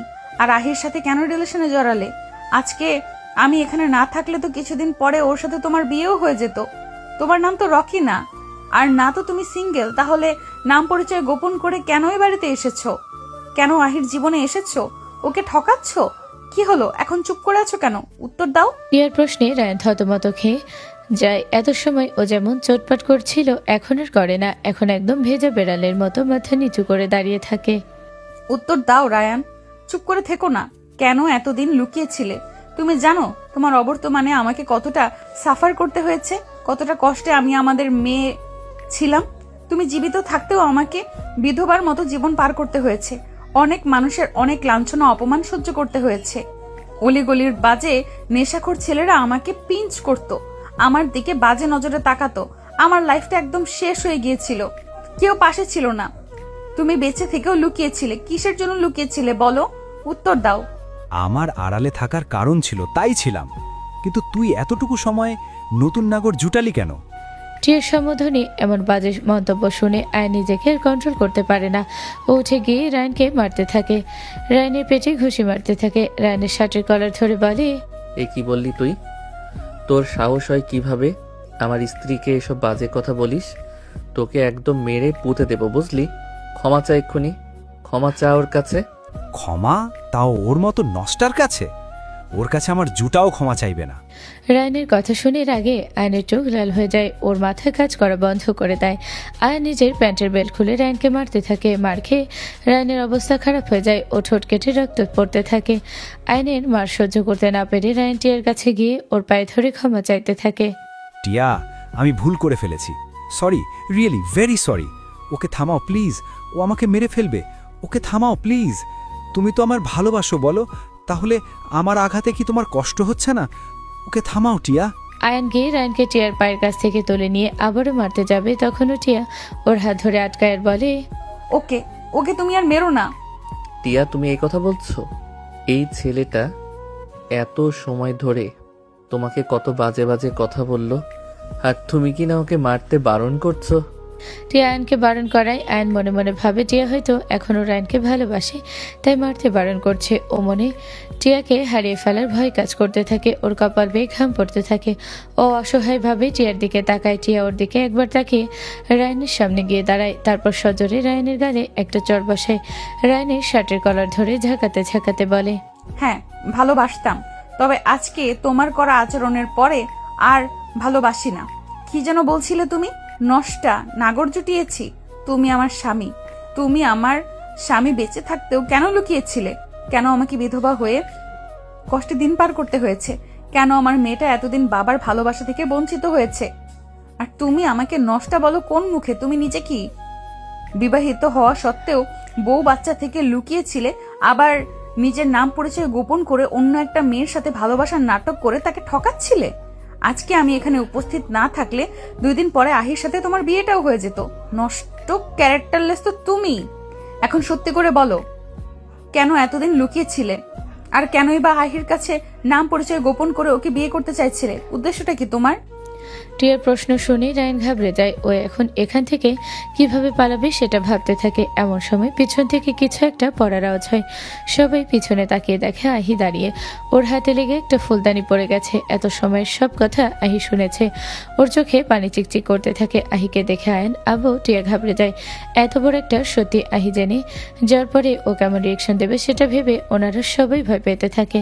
আহি খুব নরম মনের মেয়ে, একটুতেই ও ভেঙে পড়ে। রায়ন ওর জীবনের প্রথম ভালোবাসা, ওর আব্বু ওদের সম্পর্ক মেনে নেয়। আহি খুব খুশি হয়েছিল। মনে মনে ওরা রায়নের সংসার সাজিয়ে ফেলেছিল, সেখানে রায়নের এমন বিশ্বাসঘাতকতা ও সহ্য করতে পারে না। ও কান্না করতে করতে রায়নের দিকে এগোতে থাকে। আহিকে রায়নের দিকে এগোতে দেখে আব্বু আয়নকে ইশারা দেয় যেন আহিকে এখান থেকে ঘরে নিয়ে যায়। আয়ন আহির কাছে গিয়ে ওকে টানতে থাকে ঘরে নেওয়ার জন্য, কিন্তু আহি আয়নের হাত ছাড়িয়ে নিয়ে রায়নের দিকে এগিয়ে যায়। ও রায়নের কাছে গিয়ে ওর গায়ে নিজের 2 হাত রেখে বলে, রকি, ভাবি এসব কি বলছে? এসব কিছু সত্যি না, তাই না? তুমি রায়ান না, তুমি আমার রকি। বলো সবাইকে যে ভাবি মিথ্যা বলছে। তুমি ওনার স্বামী না, তুমি আমার ভালোবাসা, আমার রকি। আহি পাগলের মতো কান্না করতে থাকে আর এসব বলতে থাকে। রায়ান আখির চোখের দিকে তাকানোর সাহস পায় না। ও নিজেও জানে আহি ওকে অনেক ভালোবাসে। আহির সামনে সব সত্যি চলে আসায় ও মনে মনে নিজেকে অপরাধী ভাবতে থাকে। রায়ানকে চুপ করে থাকতে দেখে আহি বুঝে যায় টিয়া যা বলছে সব সত্যি। ও ভিতর থেকে একদম ভেঙে পড়ে। রায়ানকে ও প্রচুর ভালোবেসেছিল, ওর জীবনের প্রথম ভালোবাসা রায়ান। তার থেকে এমন প্রতারণা আহি সহ্য করতে পারে না। ও রায়ানের গাল ছেড়ে দিয়ে দুপা পিছিয়ে যায়। নিজের ভালোবাসার মানুষের থেকে এত বড় ধোঁকা পেয়ে আহি কষ্টে শেষ হয়ে যেতে থাকে। তার সাথে ও রায়নের প্রতি প্রচুর রাগ হতে থাকে। রাগে ক্ষোভে ও চোখ লাল হয়ে ওঠে। ও নিজেও আয়নের মতো যেমন ঠান্ডা তেমন গরম। রাগে ক্ষোভে আহি রায়নের দিকে এগিয়ে রায়নের গালে পরপর 3-4টা চড় বসায়। তারপর রায়নের শার্টের কলার ধরে ঝাঁকাতে ঝাঁকাতে বলে, কেন করলি এমন? আমার সাথে তোর তোর কোন শত্রুতা নেই? তাহলে কেন করলি আমার সাথে এমন? আমার সাথে ভালোবাসার অভিনয় কেন করলি? আমার মন নিয়ে কেন খেলা করলি? কি রে, চুপ করে আছিস কেন? মুখ খোল। আমার সব প্রশ্নের উত্তর আমার এক্ষুনি চাই। রায়ান কোনো কথারই উত্তর দেয় না। ও মাথা নিচু করে চুপ করে থাকে। রায়ানকে চুপ করে থাকতে দেখে আহি প্রচণ্ড রেগে যায়। ও রেগে বলে, বলবি না তুই, তাই না? আচ্ছা ঠিক আছে, দেখ এবার আমি কি করি। ভাইয়া, তুমি এক্ষুনি পুলিশকে কল করো। আমি এই ছেলেকে পুলিশে দেব। নিজের পরিচয় গোপন করে আমাকে ঠকানো এবং মিথ্যে বিয়ের প্রলোভন দেওয়ার অপরাধে আমি ওর নামে কেস করব। আমাকে সেই সব মেয়ের মতো ভেবো না যারা ঠকে গিয়ে ঘরের দরজা আটকে কাঁদে। আমি যেমন ভালোবাসতে পারি তেমন মনে আঘাত দিলে শাস্তিও দিতে পারি। ভাইয়া, কল দা পুলিশ। আহির মুখে পুলিশের কথা শুনে রায়ান ভয় পেয়ে যায়। ভয়ে ও বলে, না না প্লিজ, পুলিশকে ডেকো না, আমি বলছি সবটা। তাও প্লিজ পুলিশকে বলো না, প্লিজ পুলিশকে কল দিও না, আমার পুরো লাইফটা শেষ হয়ে যাবে। ঠিক আছে, কল দিচ্ছি না। তুমি আহি আর টিয়ার সমস্ত প্রশ্নের উত্তর দাও। পুলিশের ভয়ে রায়ান অতীতের সবকিছু বলতে শুরু করে। কেন ও এতদিন লুকিয়েছিল, কেন নিজের পরিচয় গোপন করে আহির জীবনে এসেছে, সবটা বলতে থাকে। আমি আর টিয়া একে অপরকে ভালোবেসে বিয়ে করেছিলাম। আমি অনাথ ছিলাম, তাই টিয়ার বাবা মা আমাদের সম্পর্ক মেনে নেয়নি। আমাদের বিয়ের পরে রাগে ওনারা বিদেশে চলে যান। আমার আর টিয়ার ছোট্ট সংসার বেশ ভালোই চলছিল। টিয়া নিজের বাড়ি থেকে আনা টাকা আর গয়না আমায় দিয়েছিল ব্যবসা করার জন্য। আল্লাহর রহমতে আমি কাপড়ের ব্যবসায় বেশ লাভ করা শুরু করি। আমার ব্যবসা বেশ ভালোই চলছিল। কিন্তু কথায় আছে না, সৎসঙ্গে স্বর্গবাস, অসৎসঙ্গে সর্বনাশ। আমার কয়েকজন বন্ধু তৈরি হয়েছিল। ওরা সবাই অনলাইনে ক্যাসিনো খেলতো, অনলাইন জুয়া যেটাকে বলে আর কি। ওদের দেখা দেখি আমিও অনলাইনে জুয়া খেলা শুরু করি। প্রথম দিকে ভালোই লাভ করছিলাম। প্রথমে অল্প টাকা দিয়ে খেলতাম। যখন দেখলাম লাভ হচ্ছে, তখন আস্তে আস্তে টাকা বেশি দিয়ে খেলা শুরু করলাম। টাকার লোভ আমাকে একদম পেয়ে বসেছিল। জুয়া খেলা একটা নেশায় পরিণত হয়েছিল। সারা দিন জুয়া খেলতাম। এই খেলার জন্য আমি ব্যবসায়ও মন দিতে পারছিলাম না। আস্তে আস্তে ব্যবসায় ধস নামা শুরু করে। তখনও বুঝতে পারিনি জুয়ার নেশায় আমি আমার শখের ব্যবসাটাকে শেষ করে দিচ্ছি। যে ব্যবসার জন্য আমি বাড়ি গাড়ি সব করতে পেরেছি, জুয়ার জন্য সেই ব্যবসাটাকেই নষ্ট করে দিচ্ছিলাম। তারপর হঠাৎ করে শুধু জুয়ায় হারতে থাকি। তাও আমি হাল ছাড়ি না। জুয়ার নেশা আমার মস্তিষ্ককে নষ্ট করে দিয়েছিল। আমি টাকা দিয়ে খেলতেই থাকি আর হারতে থাকি। প্রতিবার খেলার আগে ভাবতাম যদি হারি তাহলে আর খেলব না, কিন্তু টাকা জেতার নেশায় আবারও খেলতাম। ধীরে ধীরে আমার নিজের কাছে থাকা টাকা সব হেরে যায়। তারপর টিয়ার গয়না বিক্রি করে দিই জুয়া খেলার জন্য। তুমি ওর গয়না বেচে দিলে, আরও বুঝতে পারিনি। কেন বুঝতে পারবে না? ও জানতো সব। জুয়া খেলার জন্য ওর গয়না বেচলে আরও মেনে নিল? না, টিয়া জানতো না আমি জুয়া খেলি আর জুয়া খেলার জন্য ওর গয়না বেচেছি। ও জানতো হুট করে আমার দোকানে আগুন লেগে গেছে, আমি সর্বশান্ত হয়ে গেছি। নতুন করে আবারও ব্যবসা করার জন্য টাকার দরকার, তাই ওর গয়না বেচেছি। বাহ, তুমি তো বেশ ভালোই নাটক সাজিয়েছ। তারপর কি হলো তাই বলো। কেন নিজের মৃত্যুর নাটক সাজালে? টিয়ার গয়না বিক্রি করে সেই টাকা দিয়েও আমি জুয়া খেলি আর সব টাকা হেরে যাই। তারপর মানুষের থেকে ধার করে সুদে টাকা নিয়ে জুয়া খেলি, টাকা জেতার লোভে, কিন্তু সেই সব টাকাও হেরে যায়। এদিকে জুয়ার নেশায় ব্যবসায়ও মন দিতে পারছিলাম না। আমার সব দিক ডুবতে থাকে, ওইদিকে সুদ বাড়তে থাকে। আমি যার থেকে সুদে টাকা নিয়েছিলাম উনি একজন গুন্ডা ছিলেন।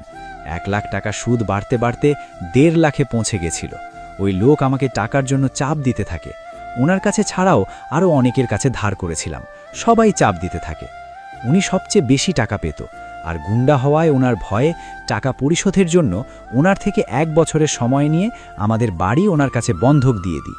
কিন্তু বছর প্রায় শেষ হতে থাকে, তাও আমি কোনোভাবে ওনার টাকা পরিশোধ করতে পারি না। এর ভিতরে জানতে পারি টিয়া প্রেগনেন্ট। ও প্রেগনেন্ট হওয়ার পরে আমি বুঝতে পারি জীবনে কত বড় ভুল করেছি জুয়ায় আসক্ত হয়ে। জুয়া যে আমার থেকে আমার বাড়ি গাড়ি ব্যবসা সব ছিনিয়ে নিয়েছে সেটা বুঝতে পারি। তখন নিজের কাছে প্রতিজ্ঞা করি আর কখনো জুয়া খেলব না। কিন্তু আমার বুঝতে অনেকটা দেরি হয়ে গেছিল। ততদিনে সব শেষ হয়ে গেছিল। সব পাওনাদারেরা টাকার জন্য ভীষণ চাপ দিচ্ছিল। কিন্তু টিয়া এসবের কিছুই জানতো না। ওই অ্যাক্সিডেন্টের দিন ওই গুন্ডা লোকটার সাথে দেখা করতে গেছিলাম আমি। ওই লোক আমাকে সেদিন জানে মেরে ফেলার হুমকি দিয়েছিল আর বলেছিল 1 সপ্তাহের ভিতরে ওনার টাকা শোধ না করলে উনি আমাকে মেরে ফেলবেন। একদিকে এই দেনা, তার উপর নিজের অনাগত সন্তানের ভবিষ্যতের কথা চিন্তা করে আমি আগে থেকেই অনেক টেনশনে ছিলাম। তার ভিতরে নিজের জানের হুমকি, সব মিলিয়ে সেদিন আমি নিজের ভিতর ছিলাম না, প্রচুর ভয়ে ছিলাম। কারণ ওই গুন্ডা আগেও এমন মানুষকে টাকা সুদে দিয়ে ফেরত না পাওয়ায় তাদের খুন করেছে। সেসব তো বুঝলাম, কিন্তু সেদিনের ওই অ্যাক্সিডেন্টে তুমি বাঁচলে কিভাবে? আর তুমি যদি বেঁচেই থাকো তো ওই লাশটা কার ছিল? হ্যাঁ, ওই লাশটা কার ছিল? ওই দিন তো তুমি একা ছিলে, তাই না? আর ওই লাশটার গায়ে তো তোমার পরে যাওয়া কাপড় ঘড়ি সব ছিল, লম্বা চওড়াও তোমার মতোই ছিল। না, তুমি সবটা জানো না। ওই দিন আমি একা ছিলাম না। ওই গুন্ডার ডেরায় একা যাওয়ার সাহস আমার ছিল না। আমার সাথে আমার অনাথ আশ্রমের এক বন্ধু জেমস গেছিল। ওর বডি ফিটনেস আমারই মতো ছিল। পাহাড়ের খাদে পড়লেও আমরা পড়েছিলাম লতা পাতার ভিতরে। দুজনেই বেশ আহত হয়েছিলাম, কিন্তু মারা যায়নি, শুধু জ্ঞান হারিয়েছিলাম। তাহলে এই লাশটা কোথা থেকে আসলো? ওটা জেমসের লাশ ছিল। কিন্তু তুমি যে বললে ও বেঁচে ছিল, শুধু জ্ঞান হারিয়েছিল আর আহত ছিল, তাহলে ও মারা গেছিল কিভাবে? তার মানে ওকে তুমি... হ্যাঁ, ওকে আমি মেরে ফেলেছি। যখন আমার জ্ঞান ফিরেছিল তখন ও জ্ঞান ছিল, বেঁচে ছিল। তুমি কেন ওকে মেরে ফেললে? তুমি তো খুনি নও, তাহলে কেন খুন করলে একজন নির্দোষকে? নিজে বাঁচতে। মানে? ওর জ্ঞান ফেরানোর জন্য ওকে ডাকতে যাব, তখনই আমার মাথায় একটা বুদ্ধি আসে, ওকে মেরে ফেলার বুদ্ধি। ওকে মেরে ফেলে ওর মুখ পাথর দিয়ে থেতলে দিই আমি, যাতে করে ওর চেহারা চেনা না যায়। আমি ভেবেছিলাম যদি একবার প্রমাণিত হয় যে অ্যাক্সিডেন্টে আমি মারা গেছি, তাহলে আমি লুকিয়ে থাকবো 1-2 বছর। আমার মৃত্যুর কথা জানাজানি হলে দেনাদাররাও আর কিছু করতে পারবে না, আর ওই কুন্ডার হাত থেকেও আমি বেঁচে যাব। ছি, নিজের পাপ থাকতে একটা নির্দোষ মানুষকে মেরে ফেললে তুমি? আমার ভাবতেও ঘৃণা হচ্ছে। আমি তোমার মতো একটা অমানুষকে বিয়ে করেছিলাম, ভালোবেসেছিলাম। তারপর কি হয়েছিল? ওকে মেরে ফেলার পরে আমার পোশাক ওকে পরিয়ে দিয়েছিলাম, আমার ওয়ালেট, ঘড়ি সব ওর পাশে রেখেছিলাম। আর টিয়া জানতো ওই দিন আমি একা ছিলাম, তাই জেমসের কথাও জানতো না। জেমস অনাথ হওয়ায় ওকে কেউ খোঁজেও নি। ব্যাস, সবটা সহজ হয়ে গেছিল। একটা সমস্যা ছিল, যদি পোস্টমর্টেম হতো তাহলে ডিএনএ টেস্টে প্রমাণ হয়ে যেত লাশটা আমার না, জেমসের। কিন্তু আয়ান সবটা সহজ করে দেয় নিজের পাওয়ার খাটিয়ে পোস্টমর্টেম আটকে দিয়ে, যার ফলে কেউ আর জানতে পারে না লাশটা আমার না, জেমসের। তারপর আমি এই শহর ছেড়ে বগুড়া চলে যাই। সেখানে গিয়ে নিজের নাম পরিচয় বদলে রকি নামে নতুন জীবন শুরু করি। তুমি নিজেকে বাঁচাতে আমাকে আর আমার মেয়েকে একা ফেলে চলে গেলে?